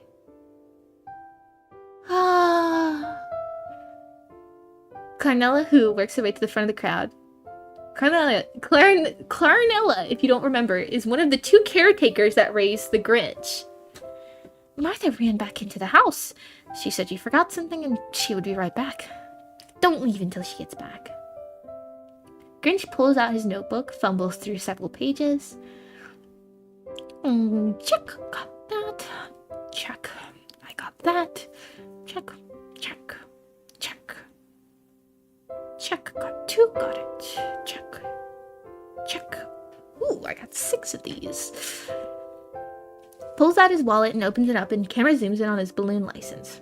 Got my license. I'm sure I have everything. Camera pans out to Martha running toward the balloon while struggling with a big suitcase in one hand and a picnic basket in the other, yells out, "You forgot me!" Camera shows the entire crowd going, "Huh? Martha May, what are you doing? You forgot me! We've talked about this over and over. This trip is too dangerous. Let me on board. I want to give you some more warm clothes and food in case you don't have enough. And more importantly, I want to give you a great big hug and kiss." Aww. Grinch opens the basket door and Martha enters. He grabs the suitcase from her and she carries in the picnic basket. Martha closes the basket door. She tells the Grinch, "Take a look at these sandwiches I made for you. All your favorites."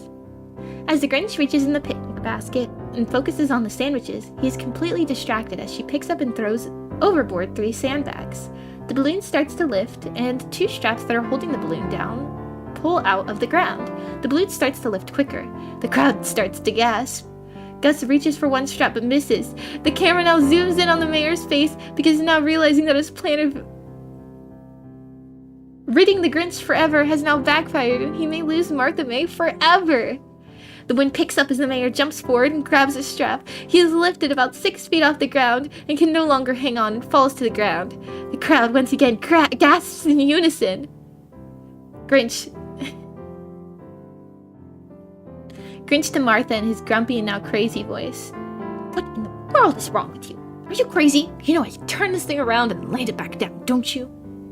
Please, don't. I love you and want to be a part of this. I have a good feeling about this. If you have family, I want to be a part of it too. If we have children, I want them to be a part of it too." "You are nuts. You know that?" Martha stares into his eyes and slowly nods her head up and down. "Well, I guess that works out, because I'm nuts over you." As the balloon continues to rise, they embrace each other and then lean over to wave goodbye to the cheering crowds below.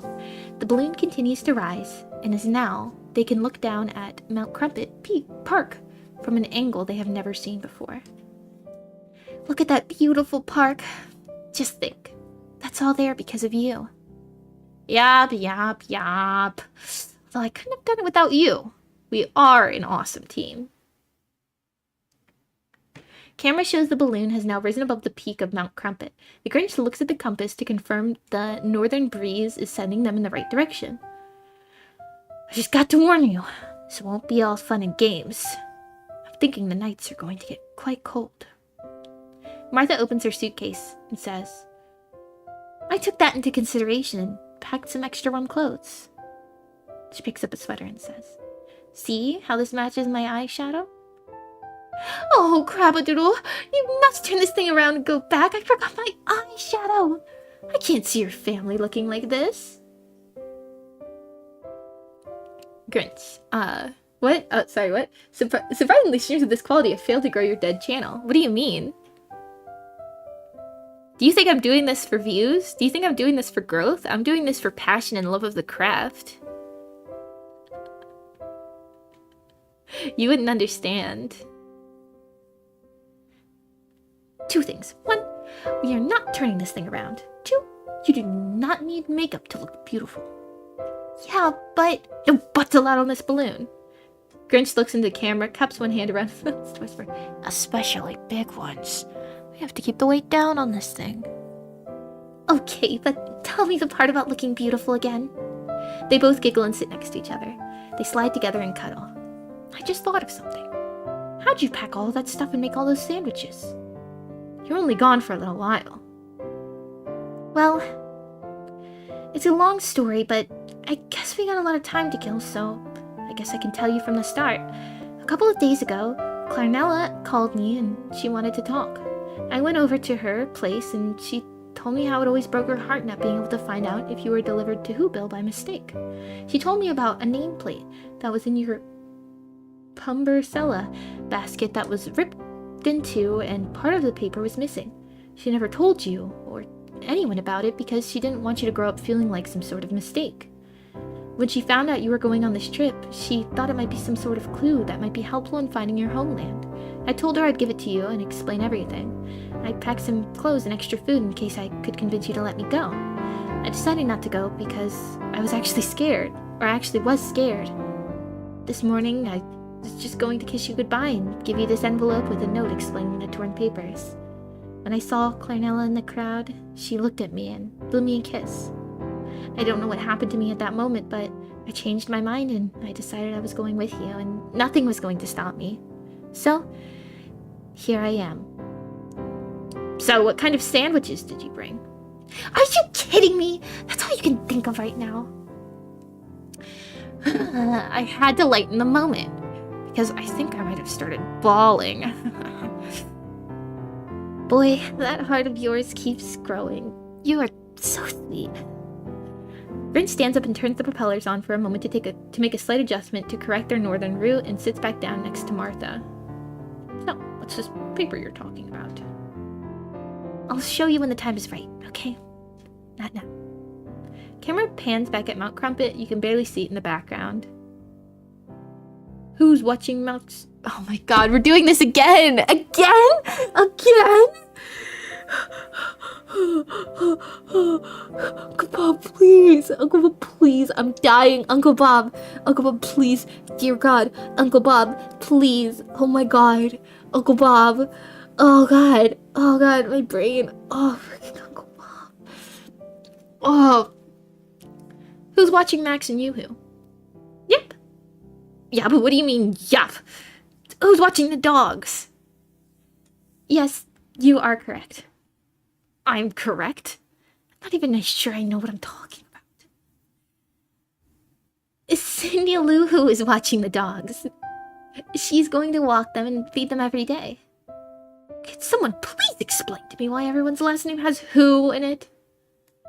Because that's what we do when you're a Who from Whoville. Grinch while shaking his head and moving his hands to gesture confusion. But why do you Who's do what you do? Oh, never mind. Martha snuggles up closer while laughing, and Grinch joins in laughing also. Camera can show Grinch adding some heat to the balloon and then pans down and shows heavy, thick forest below them as far as the eye can see. They ride into the first night. Everything went surprisingly well.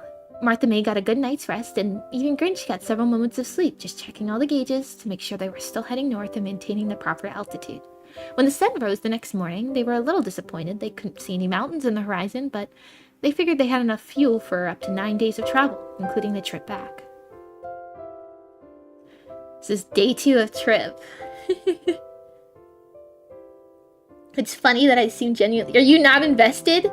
Are you not invested in the Grinch too? Are you not whoa. Are you not deeply invested on where this goes? Just because it's poorly written doesn't mean I'm not invested. It's not that poorly written. Like, I think if you stuck this guy in a writer's room, like, he would be fine. But doing it all alone, not the best.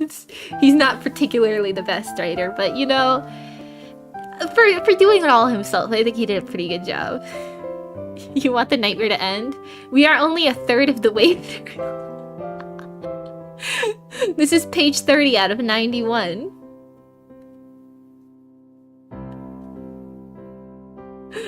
Good luck, guys. We'll make it. We'll make it.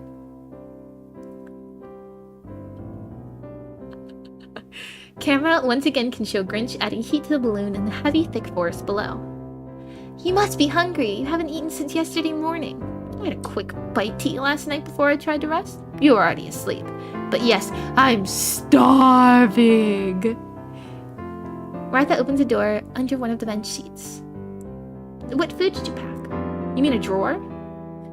Not a door. I packed a dozen cans of baked beans and made a dozen nut butter and jelly sandwiches. Martha, moving things around, says, I see 12 sandwiches and only 11 cans of baked beans. Grinch lets out a fart. Excuse me. Again. I knew it. I knew they were thinking. I knew it wasn't over. I knew it. Martha moves suddenly to the other side of the balloon and holds her hand over her nose. No, this would be the fourth one, actually. Are you kidding me? I guess I know why you're missing a can. I have nowhere to hide. This is all you packed for food? Grinch opened another door under a seat bench and picks up items and models them one at a time. I have 2 bunches of bananas, a dozen apples, a couple bunches of grapes. Grinch puts his hands around his belly. You know, I'm trying to maintain this magnificent display of fitness. Martha shakes her head and says, okay. And let's get one thing perfectly straight right here and now. Don't you dare open one can of those beans while I'm stuck in this bucket with you. What's in your picnic basket thingy over there? I made all our favorites. For breakfast, I made some who bacon and egg sandwiches. Say green eggs and ham, dumbass. Dr. Seuss. Sorry, I didn't need to call Uncle Bob a dumbass, but I would have wrote green eggs and ham for like the joke. For lunch and dinner, we have who ham and cheese and your favorite roast beef with cheese and a big bowl of tuna fish salad. Awesome. Thank you. I'll have a who bacon and egg, please. Camera can show Grinch and Martha enjoying their breakfast and some fruit. Banana peels are dropped into the small trapdoor above the compost chamber. Another long day of travel above the dense forest below. Still no mountain ranges in sight. They both have sandwiches and some fruit around lunchtime and also again for dinner. Grinch and Martha are starting to get concerned, but don't want to show any fear to the other. Daytime turns into nighttime, and once again they snuggle next to each other and cover up with the blanket to stay warm. What a beautiful, clear night. The stars are so bright tonight. Oh, look. You can see the Who Dipper. A who water? Who Dipper. If you were to draw an imaginary line from one star to the others, it'll look like a dipper. Like a scoop. Okay, if you say so. I think you've been smelling too much propane. I'll tell you what I've been smelling too much of. Camera shows them both laughing, then shows a shooting star go across the sky. Grinch and Martha both point and say, "Did you see that? What was that? That's a shooting star." Have you ever seen one before? No, but I remember Clarnella and Rose told me about them, and they said something about a wish. Yes, if you see a shooting star, you can make a wish. First, you have to close your eyes. Then what? Are your eyes closed? No. Then close them, ding-dong. Okay. Now repeat after me. After me, after me, after me. Come on! Seriously, say what I say. Okay, I'll be a good boy. Starlight, star bright, first star I see tonight. Starlight, star bright, first star I see tonight. I wish I may, I wish I might. I wish I may, I wish I might. Have this wish, I wish tonight. Have this wish, I wish tonight. So, make your wish. Don't let me hear it, and don't tell anyone what your wish was. And the rumor is, it'll come true. Camera pans back and you see both of them with their eyes still closed, and you see them both smile, lean back and snuggle closer, and drift off to sleep. Day 3 of trip. Camera shows a beautiful sunrise as Martha and Grinch awaken. Grinch, look how beautiful that is! Grinch is looking at the sunrise, and he takes a double take when he looks towards the north. He picks up a telescope and can see a very distant mountain range. Martha! It looks like some sort of mountain ahead. There's no peak. It has a flat top. Let me see! Let me see! Easy, girl. You're going to break the basket. Grinch hands Martha the telescope. She looks and starts jumping again. Easy, girl. Calm down. So, as we get closer, you have to start looking for a place to land. Things may get a little tricky. At some point, we have to start our descent. Okay? Got it? Descent. Got it. Land. Oh no, I gotta put my makeup on and brush my hair. Make sure I'm ready before we land. Martha reaches into her suitcase and pulls out a blouse and a pair of slacks and holds them up in front of herself and asks Grinch, "Do you think these go together?" Grinch, while he's fumbling through the manual. "Really now? Martha, this might not even be the place we're looking for." Landing. Here it is. Camera shows Grinch speed reading, running his fingers back and forth, turn the page and continuing, taps his finger on the bottom of the second page and says, "Got it. We are good to go, sister." Same here. This blouse is going to match these slacks better than the first one I showed you. I just wish I had my eyeshadow. I can't believe I forgot it. As the balloon slowly gets closer to the mountain, they can see what looks like a large crater surrounded by mountains. Everything is green, the mountains are covered in moss. The crater area is a flat meadow which is covered with beautiful green grass, which will be perfect for landing the balloon. The Grinch lowers the burner heat to the balloon, which will begin the slow descent. As the balloon is getting closer to the landing area, they can see the mountains are filled with hundreds and hundreds of caves. Oh! As the balloon is landing, they notice something peering out of all the caves. When the balloon actually touches down, Grinch turns off the burner completely. They can see these images coming out of all the caves and walking towards the balloon. The Grinch and Martha are getting very nervous as to how they will be treated by these people. As they are getting closer, they can see that all these people all look exactly like the Grinch. Whoa! No, they can see that these people all look like the Grinch, green in color and hairy just like him. Martha, this must be my homeland. Look, they all look like me. Aren't they beautiful? Excuse me? Well, of course, they're not as beautiful as you, sweetheart. Camera shows the Grinch-looking people all start to slowly gather around the balloon. They are understandably nervous and confused as to what's before their eyes. The balloon starts deflating and starts falling on the northern side as that is the direction of the breeze. The people have to scurry out of the way of the falling balloon, creating a few moments of panic. The crowd of people starts to build around them, away from the balloon. They are all whispering, pointing, and chatting to each other. Alright, it's kind of late here, so I'm gonna hop off now. This was an interesting stream, though. Hope you have a fun 5 hours. It will surely be a time. It will not take me 5 hours, right? It may take me 5 hours. This may take me 5 hours to read. This is really long. At some point, I'm probably gonna have to take a break. Maybe in like 12 pages, or what, 13 pages when we reach the halfway point. I might take a break, or maybe a little later than that if I can endure. Grinch positions himself in the basket to face the crowd. We have traveled a long way, and I'm searching for my family. I think when I was a baby, I was delivered to the wrong village. I'm hoping this is the village I was supposed to be delivered to. We have come from a mountain village, which is many miles south of here, called Whoville. The Grinch moves Martha to his side. My name is Grinch, and this is my wife, Martha May. Crowd gasps as they all start whispering and grumbling to each other. It's quite obvious they are not real friendly. A younger-looking couple walks forward and introduces themselves as Frank and Susan Greenshire. We welcome you to Greenville. We'll be glad to help you find your family, and if you'd like, you are welcome to stay with us during your visit.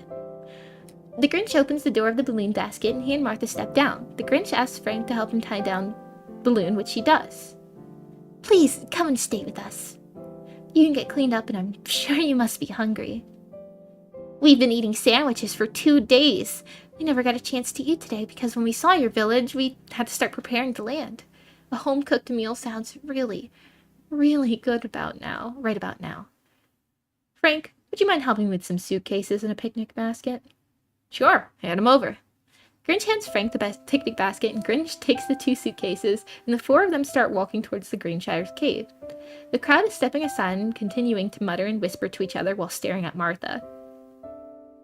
Martha, don't worry about those people. Most of them are quite rude. It seems to be a custom around here. By the way, I love your blouse. It's got so many beautiful colors. Why, thank you. I got it at Hoomingdale's. What's Hoomingdale's? It's a clothing store in our village. We don't have many colors here. Mostly everything is green or brown, kind of blah. The only beautiful thing around here is our sunsets and sunrises. And sometimes we get a rainbow. Whoville is a beautiful place. All the colors of the rainbow and many, many more are everywhere. Our homes are colorful. Flowers and fruits are colorful. Everything. I miss it already. So, Grinch, how'd you guys meet? You two seem so different from each other. That is a long, really long story. All I know is I'm glad it happened. Camera shows them walking up about 6 steps and then a small platform leading to the front door of the cave. It's a large brown wooden door with a half-moon-shaped window. The door opening is carved into the mountainside.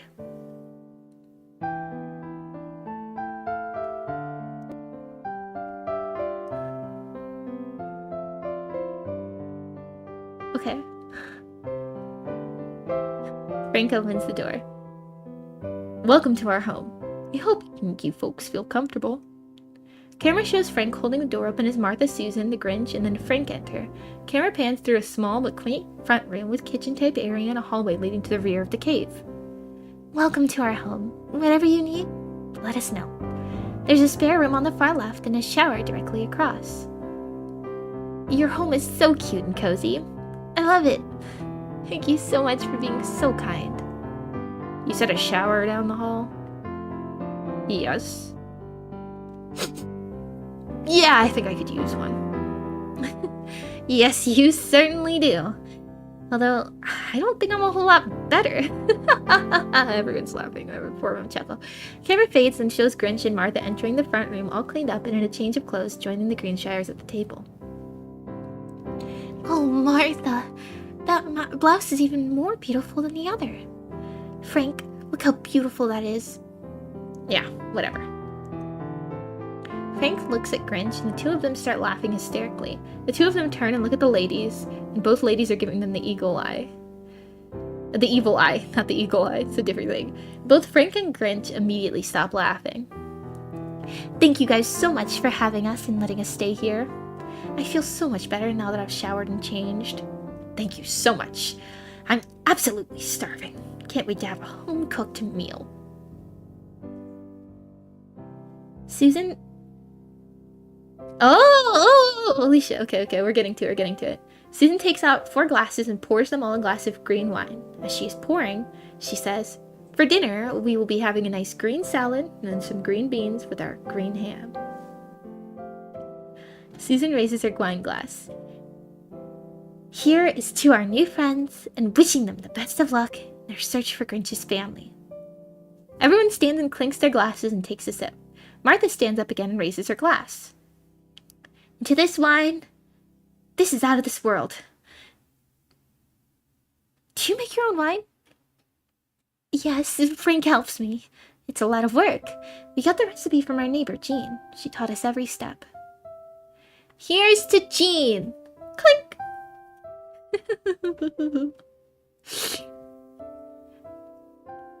Is everything green in Greenville? Yep, pretty much so. And I'm guessing that's why your village is named Greenville? Yep. Something in the soil, I guess. Ding! The ham is ready. Frank, could you slice the ham? May I? I'm very good at it. Go ahead, be my guest. Oh, wait a minute. You already are. Martha, would you mind helping me bring the salads and beans to the table? My pleasure. Grinch finishes slicing the ham and Frank brings it to the table and they all have a seat. Grinch stands and raises his glass. To Susan and Frank, thank you for this meal, especially for this delicious green ham. Thank you, but you haven't even tried it yet. That's what you think. Everyone laughs. Everyone is passing the servings around the table, constant chatter and laughter. Grinch and Martha can be heard several times commenting on how delicious everything is. They all seem to be very comfortable with each other. The delicious dinner comes to a close and Susan pours them all a second glass. For breakfast tomorrow, we'll have some green tea and our finest green eggs and green bacon. just dawned on me. Green eggs and ham. Where have I heard that before? I'm so Uncle Bob, holy shit. He's so based. He's so epic. Me and him are on the same wavelength, bro. I love Uncle Bob. This is fucking a masterpiece. They better adapt the film adaptation. Make this into a film right now. Grinch 2. Grinch 2 right now. Stop peeking your mic. Why? Should I move my mic away? I got too excited. I'm sorry. I got too excited because of green eggs and ham. Where have I heard that before? I'm sorry. That was too good. So tomorrow we have to come up with some sort of plan to talk to all the villagers. We'll probably have to go door to door to talk to everyone. These people don't socialize very much. I think when they all gathered around your balloon this morning, it's the first time they started talking to each other as a group. Very strange. Don't you think? I hate to say it, but yes. There's only a few that are friendly. You guys being two of them. That's up for debate. You're such a jerk.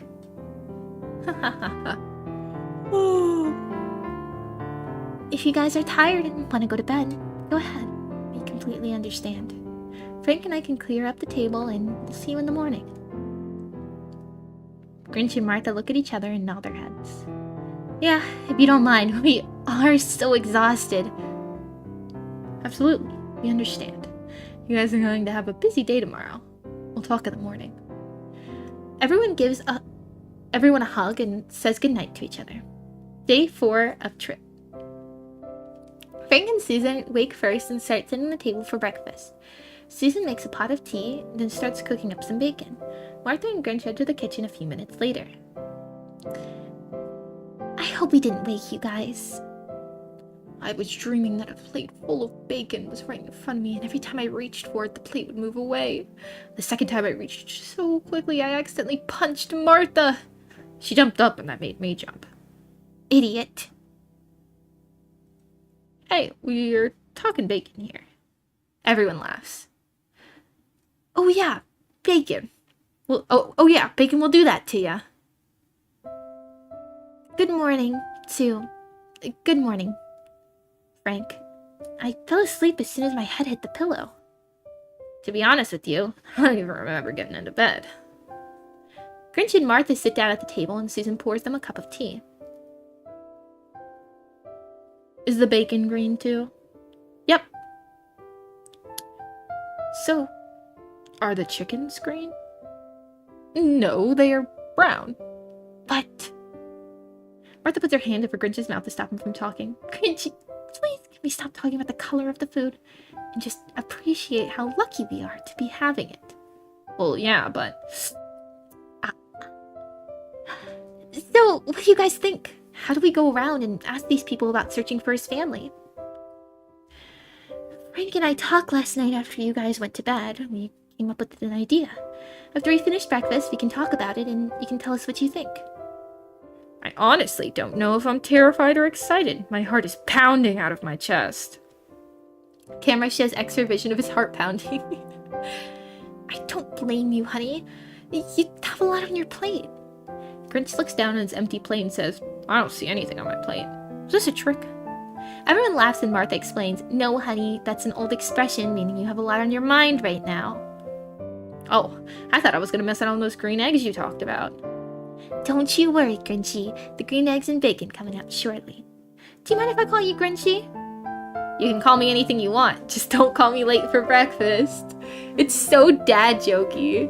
This is like pure concentrated dad jokes.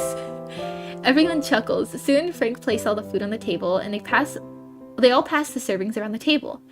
Fast forward to Grinch and Martha saying they are stuffed and how everything was so good. Frank and Grinch can be seen rubbing their bellies, indicating they couldn't possibly finish another bite. Frank and Sue get up and clear the table. Sue tops off everyone's teacup. Frank and Sue come sit down at the table and start to explain their discussion of last night. Susan and I were talking last night about an older couple in the village that we know. Jean and Eugene GRINCH. Jean is the one that Susan talked to you about last night, taught us how to make the wine. Anyway, we'd heard they were expecting a baby many years ago. And when the baby was delivered, he didn't have any of our Greenbelt features. He wasn't green, he wasn't hairy, He never developed hairy fingers. They're a sweet old couple, the Greenichs. They live just 7 caves south of us. Yeah, they're one of the nicest couples in the village. Their boy is now a grown young man. His name is Hans. Hans is a home builder. He helps convert dingy caves into comfortable homes. His dad built many of these homes here for about 40 years and taught Hans everything he knew, or he just couldn't do it anymore. Hans lives 3 caves south of his parents. He had a rough childhood because he was so different from us, but his parents did a great job raising him, and he's well liked in the village. Trust me, it's difficult to be liked by anyone here. They're all miserable. They originally were going to name their baby, if it was a boy, Ethan, but decided on Hans. You know Martha. He has a lot of your features.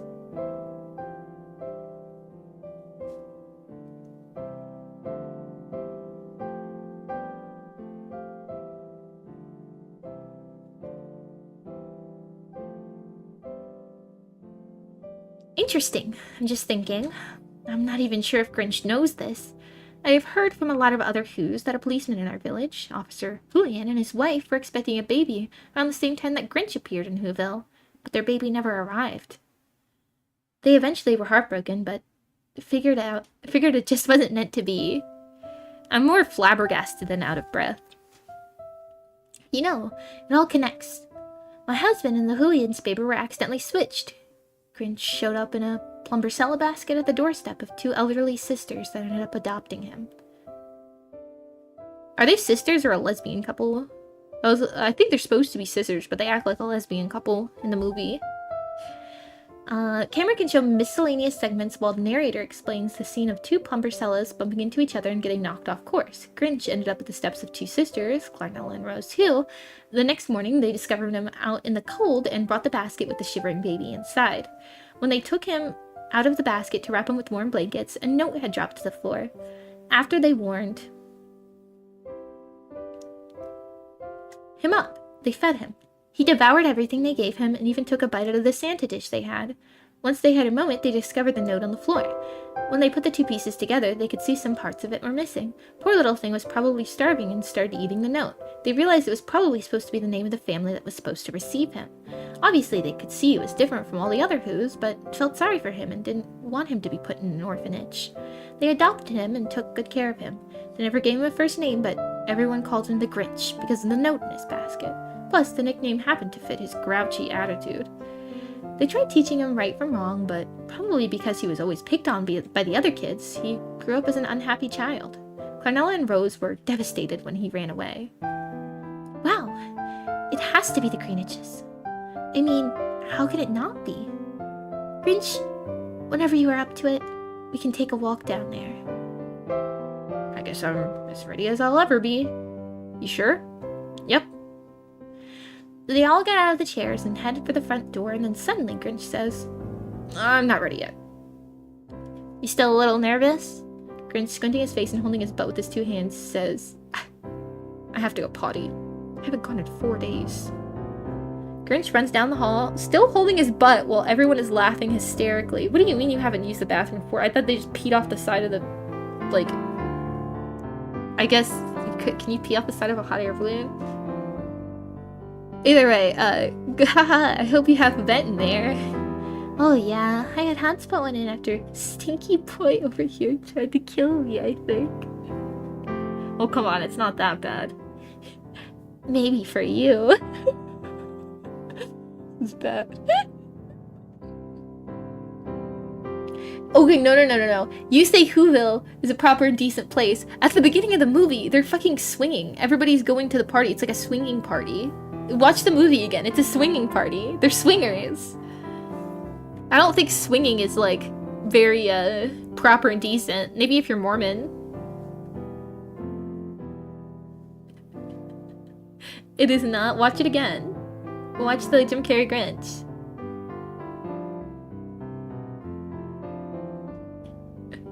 What's with the keys, then? Oh, God. Wait, I just looked ahead. Another fart joke. Another fart joke has hit the script. After a few minutes, Martha goes down the hall to the bathroom door, knocks on the door, and says, "Are you okay in there?" "I'm just about done." Fart. Nope, not done. Bro. Why did he type it out like that? Martha comes back out of the front room. "I'm sorry, he'll be another couple minutes." A few minutes pass and Grinch comes up the hall. You might want to wait a minute or two before you go back there. Everyone scurries to the front door to try to be the first one out. Susan reaches the door first. Martha pulls her back and jumps in front of her. Frank pulls Martha back and jumps in front of her. Frank opens the door and they all run outside and Grinch comes out last. At this point, everyone is completely hysterical as they all go outside and pretend to gasp for air. I don't remember the last time I laughed that hard. Me neither. Still continuing to laugh as they walk down the path. As they are getting closer, the laughter settles down as they're becoming a little nervous of what's ahead. They reach the Greenwich's front door. Susan knocks on the front door, Frank and Martha behind her, and Grinch is hiding in the back. He is really nervous, and understandably so. The front door opens, and it's Miss Greenwich, Jean. Good morning, Susan. What brings you here? Hi, Jean. Frank and I brought some folks that we think you'll be very interested in meeting. Oh, please come in and make yourself comfortable. Jean turns and yells quite loudly down the hallway to her husband, Eugene. Eugene, the Greenshires are here with some people they want us to meet. Eugene walks up and Susan starts introducing everybody. Susan, this is the Grinch and... Oh, this is Susan talking. This is the Grinch and his wife, Martha May. She then turns and introduces. This is Jean and Eugene. Everyone shakes hands and are then still at the wrong then. Then asked to have a seat by Jean. I got so distracted because they used the wrong one. Oh, so are you the people that arrived yesterday on that big balloon thing? Can I interest anyone in a cup of tea? Jean, we're all set, but thank you for asking. Jean, please have a seat yourself, because this may be difficult to take in all at once. Everyone sits down, including Jean. Jean, as you heard yesterday, they have traveled a long way to get here to try to trace Grinch's family. We think we've found his family. Oh my goodness, that's good news! She turns to Eugene and says, Isn't that good news? Thanks for asking. I did have a good snooze. Good news! No, how would I have any good news? I just woke up. Never mind. She turns back toward the group and says, Eugene doesn't hear so well. So, do you know if they are from Greenville? We are quite sure they are from Greenville. Do you think they live close by? Closer than you think. Jean, do you remember the day your son Hans arrived in the Pumbercella? I think your son was supposed to be delivered to our village of Whoville, and I was supposed to be delivered to you. I think, like, I'm your son? Excuse me? What did you say? I think I'm your son! What did he say? He stinks like a skunk. He thinks he's our son! Camera pans the entire room, absolute silence. Jean is still with her mouth open. Eugene looks totally confused, but is afraid to say anything because he is assuming he didn't hear correctly again and is too embarrassed to ask again what they said. Jean, can I get you a glass of water or something? Yes, sweetheart, that would be great. Susan gets both Jean and Eugene a glass of water. Grinch gestures to get him one too, which she does. They all take a couple of large gulps. Okay, you've got to understand that what you're saying is life-changing, especially for our son Hans. For me as well, but only for the better. Grinch gets up and grabs a photograph of their son Hans off the end table and holds it to Martha May and says, You have to admit, I look a lot like you folks, and your son looks a lot like Martha May. And Martha May looks similar to all the other citizens of Whoville. Well, except Martha is more beautiful than most of the women in Whoville. Most? Did I say most? I meant all. Please, Martha, one problem at a time. Grinch walks over to Jean and hands her the picture. Jean looks at the picture and looks up at Martha. She does this a couple of times and just continues to stare at the picture while Grinch starts to explain. On the night that Hans arrived on your front steps, there's a strange wind. It changed direction, probably just long enough to create a problem. The wind for a short time blew south, rather than north, like it usually does. Grinch's Plumbercella and another baby in a Plumbercella headed for a Whoville family both got knocked off course and arrived to the wrong homes. Martha May reaches into her bag and pulls out 2 pieces of paper. The old battered, half-chewed name tag with the expected family name on it. Clarnella Who gave it to Martha May, who, just before she went on the trip, Martha May walked over to Jean's chair and handed her the 2 pieces of paper. Oh. Oh! Oh! Oh! Oh! Wow, wow, wow, whoa! Oh! Oh! Jean, this name tag was in the basket that Grinch was delivered in. We figured he'd start chewing on it and was probably very hungry. I'm sure it used to spell greenfinch. The doorstep that he landed at were 2 elderly sisters that adopted him and did their best to raise him. Jean's hands were trembling as she put the 2 pieces together, and tears started streaming from her eyes. She put the papers down on the end table and got out of her chair and slowly walked down the hall. There was total silence from everyone, including Jean. The camera pans over to Grinch and Martha, who are confused as to why she left the room without any explanation. A few moments pass. Jean returns to the front room and hands Martha a piece of paper, evidently with the name of the expected family of Hans. Jean. Oh. We were quite shocked and didn't know what to do. Nobody by this name lives in this village. We were going to name our little boy Ethan, but decided to give him the name Hans. Martha looks down and reads the name and immediately starts crying. She hands the paper to the Grinch and he immediately starts crying. Grinch gets up and walks over to Jean and says, "Mom, I'm Ethan. Boy, did I miss you. I knew something was missing in my life. Son, I'm so sorry this happened to you. This time, we're not going to be separated ever again." They gave each other a long, long hug, tears coming from their eyes. Camera pans to everybody. Everyone is crying except for Eugene. Eugene is totally confused as to what is going on. "Well, Dad, you want to go out and see a ball game?" "What? See a small flame?" "Ball game!" "Oh, never mind, Pops. Let me give you a big hug." "Could someone please tell me what in the world is going on here?" Jean moves over to her husband and cups her hand around his ear and takes a couple of moments to explain what has just happened. Eugene falls back into his chair and everyone is giving him the time he needs to let everything soak in. The room is in total silence, as everyone is not quite sure what to do next. Eugene slowly gets out of his chair and approaches Grinch, who is a nervous wreck and doesn't know what to expect. "Welcome home, son." Ethan starts doing his... It's weird that the Grinch is just now named Ethan. Ethan starts doing his happy dance around and around. Everyone is clapping and cheering and hugging, and then all of a sudden Jean stops and says, "Oh my, we have to tell Hans the news. This is horrible. No, it's exciting. No, it's... I don't know what it is." "Jean, that'll be very... Oh, sorry, that will be difficult, but you and Eugene will always be his mom and dad. He will always love you. He's a successful grown man now, and it's all because of you two. Yes, he will probably want to meet his real parents someday, but that's not something... but that's something he has to figure out. I think we should all head out and give the Greenwiches time alone to take it all in and give Hans the news." Susan, Frank, and Martha give the Greenwiches a hug. Susan turns to Jean and says, "Whatever we can do, let us know. We're just a couple of doors down." Grinch gives him another long hug and they start to walk out. Grinch turns and says, "Bye, Mom. Bye, Dad." Grinch looks into the camera and says, "Bujade. I know I've never done that before." Bujade.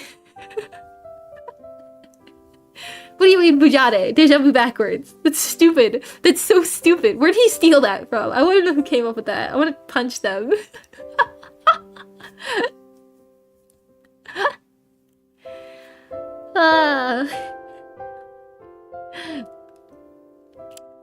Jean and Eugene are hugging and both sobbing. The emotions are so mixed, it's a very difficult moment for them. Eugene has to sit back down. They both keep repeating, "I can't believe this. can't believe this. I'm so nervous. How are we going to tell Hans? I have a good feeling about this. Trust me, dear. It's all going to work out for the better. How can it not? Hans knows we love him. He will always be our son. He's not going to lose his parents. He's going to gain a pair. And in a strange way, now has that brother he always wanted. Yeah, he has a twin brother. You know what? You're absolutely right. It's all going to work out. Jean is pacing from the back of the room to the front of the room, peeks out the window and repeats this pattern several times. Hans would always stop in and say hi every day after work. Occasionally, Jean would ask him to join them for dinner. Today would surely be one of those days. Ironically, the same thing is happening over at the Greenshire's home. Susan and Frank keep taking turns looking out the front window, hoping to catch a peek of Hans coming home. So, what do we do when Hans comes home?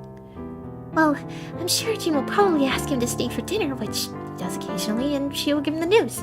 I think we need to give him the rest of the night to let it all soak in. I feel so bad for them.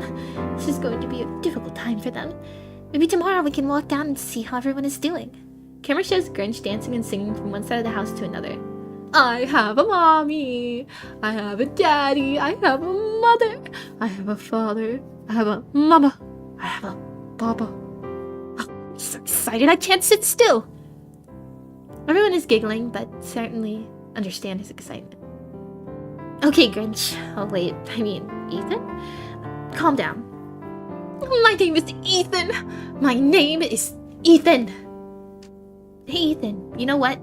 I can say it now. I wish the other night came true. I wish we would find your family. Can I say mine? Only if it came true. I wish for the same thing. I guess that shooting star thing really works. This whole story is unbelievable. I'm so happy for you two, but truly it's just the beginning. So, guys, what do you want to do today? Can you show us around town? There's really nothing to show. You've already seen just about everything. The ring of mountains all around us with a big meadow in the middle. Down in the middle, there's a large community garden and some farmland where we raise the chickens and some pigs. If you want to take a walk, we can show you. Are the pigs green? Yep, but the chickens are brown. You can't have green chickens. That would be foul. That joke is foul. Speaking of bad jokes, what do you give a pig for a boo-boo? Well, I don't know. What do you give a pig for a boo-boo? Ointment. Boo! That was horrible. Please, let's take a walk down. I'm way too nervous to just sit around all day. Plus, I want to go down and check out the balloon. Make sure nobody's messed with it. I have to say, that's one thing with this village. As cranky as these people are, nobody would touch anything on your balloon. Everyone totally respects each other's property. It's always been that way. They walked down to the meadow area and Frank and Sue showed them the massive gardens. Fruit trees, chicken farms, pig farms. Grinch and Martha learned all about the barter system and how it works, being there is no type of money in Greenville. They walked down to the balloon site and just as Frank had mentioned, everything was exactly as they left it. Frank checked all the straps to make sure everything was still secure. Grinch, dear, see if the cooler still has ice in it. If it does, grab the tuna fish salad. We can have it tonight with dinner. Oh no, that's not communism. That's not communism. That's not how communism works. It's just not... They just don't have currency. It's not communism. That's not true. There's a couple of sandwiches here. What about those? Wrong there. If they're not on ice, then toss them in the compost chamber. Speaking of compost, do you think you could get some spoiled fruit and vegetables from the farming people from my compost chamber? That shouldn't be a problem. We'll go down tomorrow first thing with some buckets. Grinch grabs the tuna fish salad, and they all start the walk back to the Greenshires. What's a who fish? Not who fish, it's called a tuna fish. Tuna fish salad. An old recipe I got from my mom. Martha turns to find out why Frank and Sue are laughing, and she sees Grinch holding his nose closed. What? You said you liked it. It's not a matter of taste. Oh yeah, it gives me bad gas. No. It's those stupid baked beans that give you gas. Everyone laughs out loud once again as they are getting close to the Grinch. Does anybody have a fart joke counter? Like, is anybody even keeping track of how many fart jokes we've had so far? Getting close to the Grinch's home. We have so much fun with you guys. We certainly understand if you don't stay, but we sure will be sad to see you go. They enter the Grinshire's home and all sit down to relax from their long walk. Susan puts the Huna fish in the chillerator. She then goes back to the front door to take a quick peek to see if she can see Hans coming home from work. Anybody ready for some wine? Don't you think it's a little early? Nope. Okay, I'm in. They all laugh as Frank pours 4 glasses of wine. They all sit down at the table and take a sip. I think we're at about the halfway point. I don't know how much further I can keep going today. I kind of want to finish it though.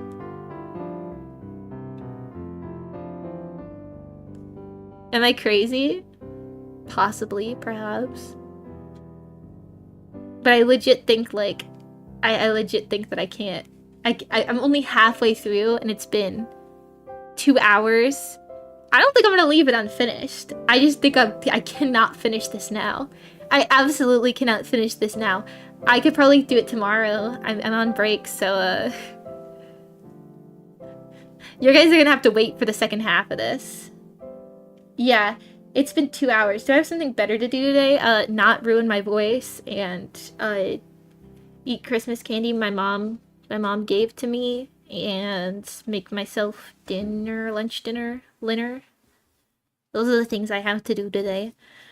I cannot finish reading this. My throat is already kind of sore without halfway through. I'm only halfway through.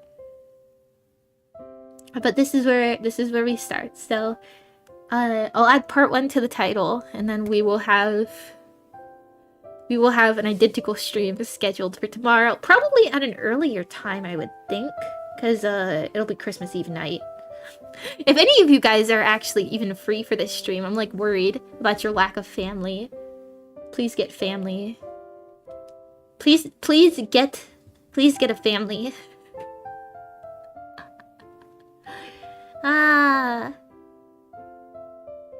You're working, so it's sad. I mean, it's normal in Japan that people work too.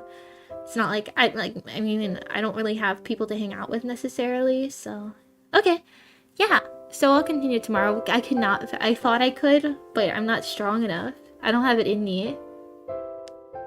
So we'll do part 2 tomorrow. Thanks for coming. Thanks for the short stream. It would be longer if my throat wasn't tired. Maybe I'll have like tea or hot cocoa. Dude, I'm assuming that was an autocorrect for Brad. Yeah, there are a lot of fart jokes. There's a lot of exposition and like narrator exposition, like things that it's like you gotta wonder like, why is it telling and not showing me? Show not tell, show not tell. Come on, Uncle Bob. Learn how to write. I didn't drink enough water. Yeah, that's probably true. Either way, this is a good time to take a break. Bye guys. Thank you for coming. I should make another bye-bye screen. Wait.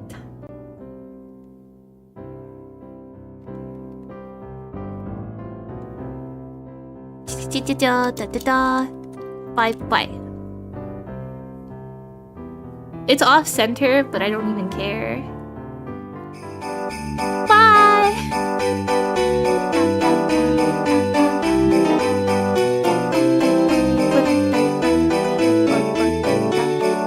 Drink eggnog. Drink hot cocoa. Drink one of the drinks that is for Christmas. Tell your friends and family you love them. It's Christmas Eve, baby. Let's go. Let's go, baby. Christmas Eve. I sound like critical. I don't. Yeah, Merry Christmas, gamers. Merry Christmas, everybody. Especially if you're not gonna be here tomorrow because you have a family. Merry Christmas. don't be hard on yourself. Give yourself a break. Let yourself enjoy sweets and sweet drinks and eat lots of tasty food, especially if it's your family cooking it, not you. Just go already, rude.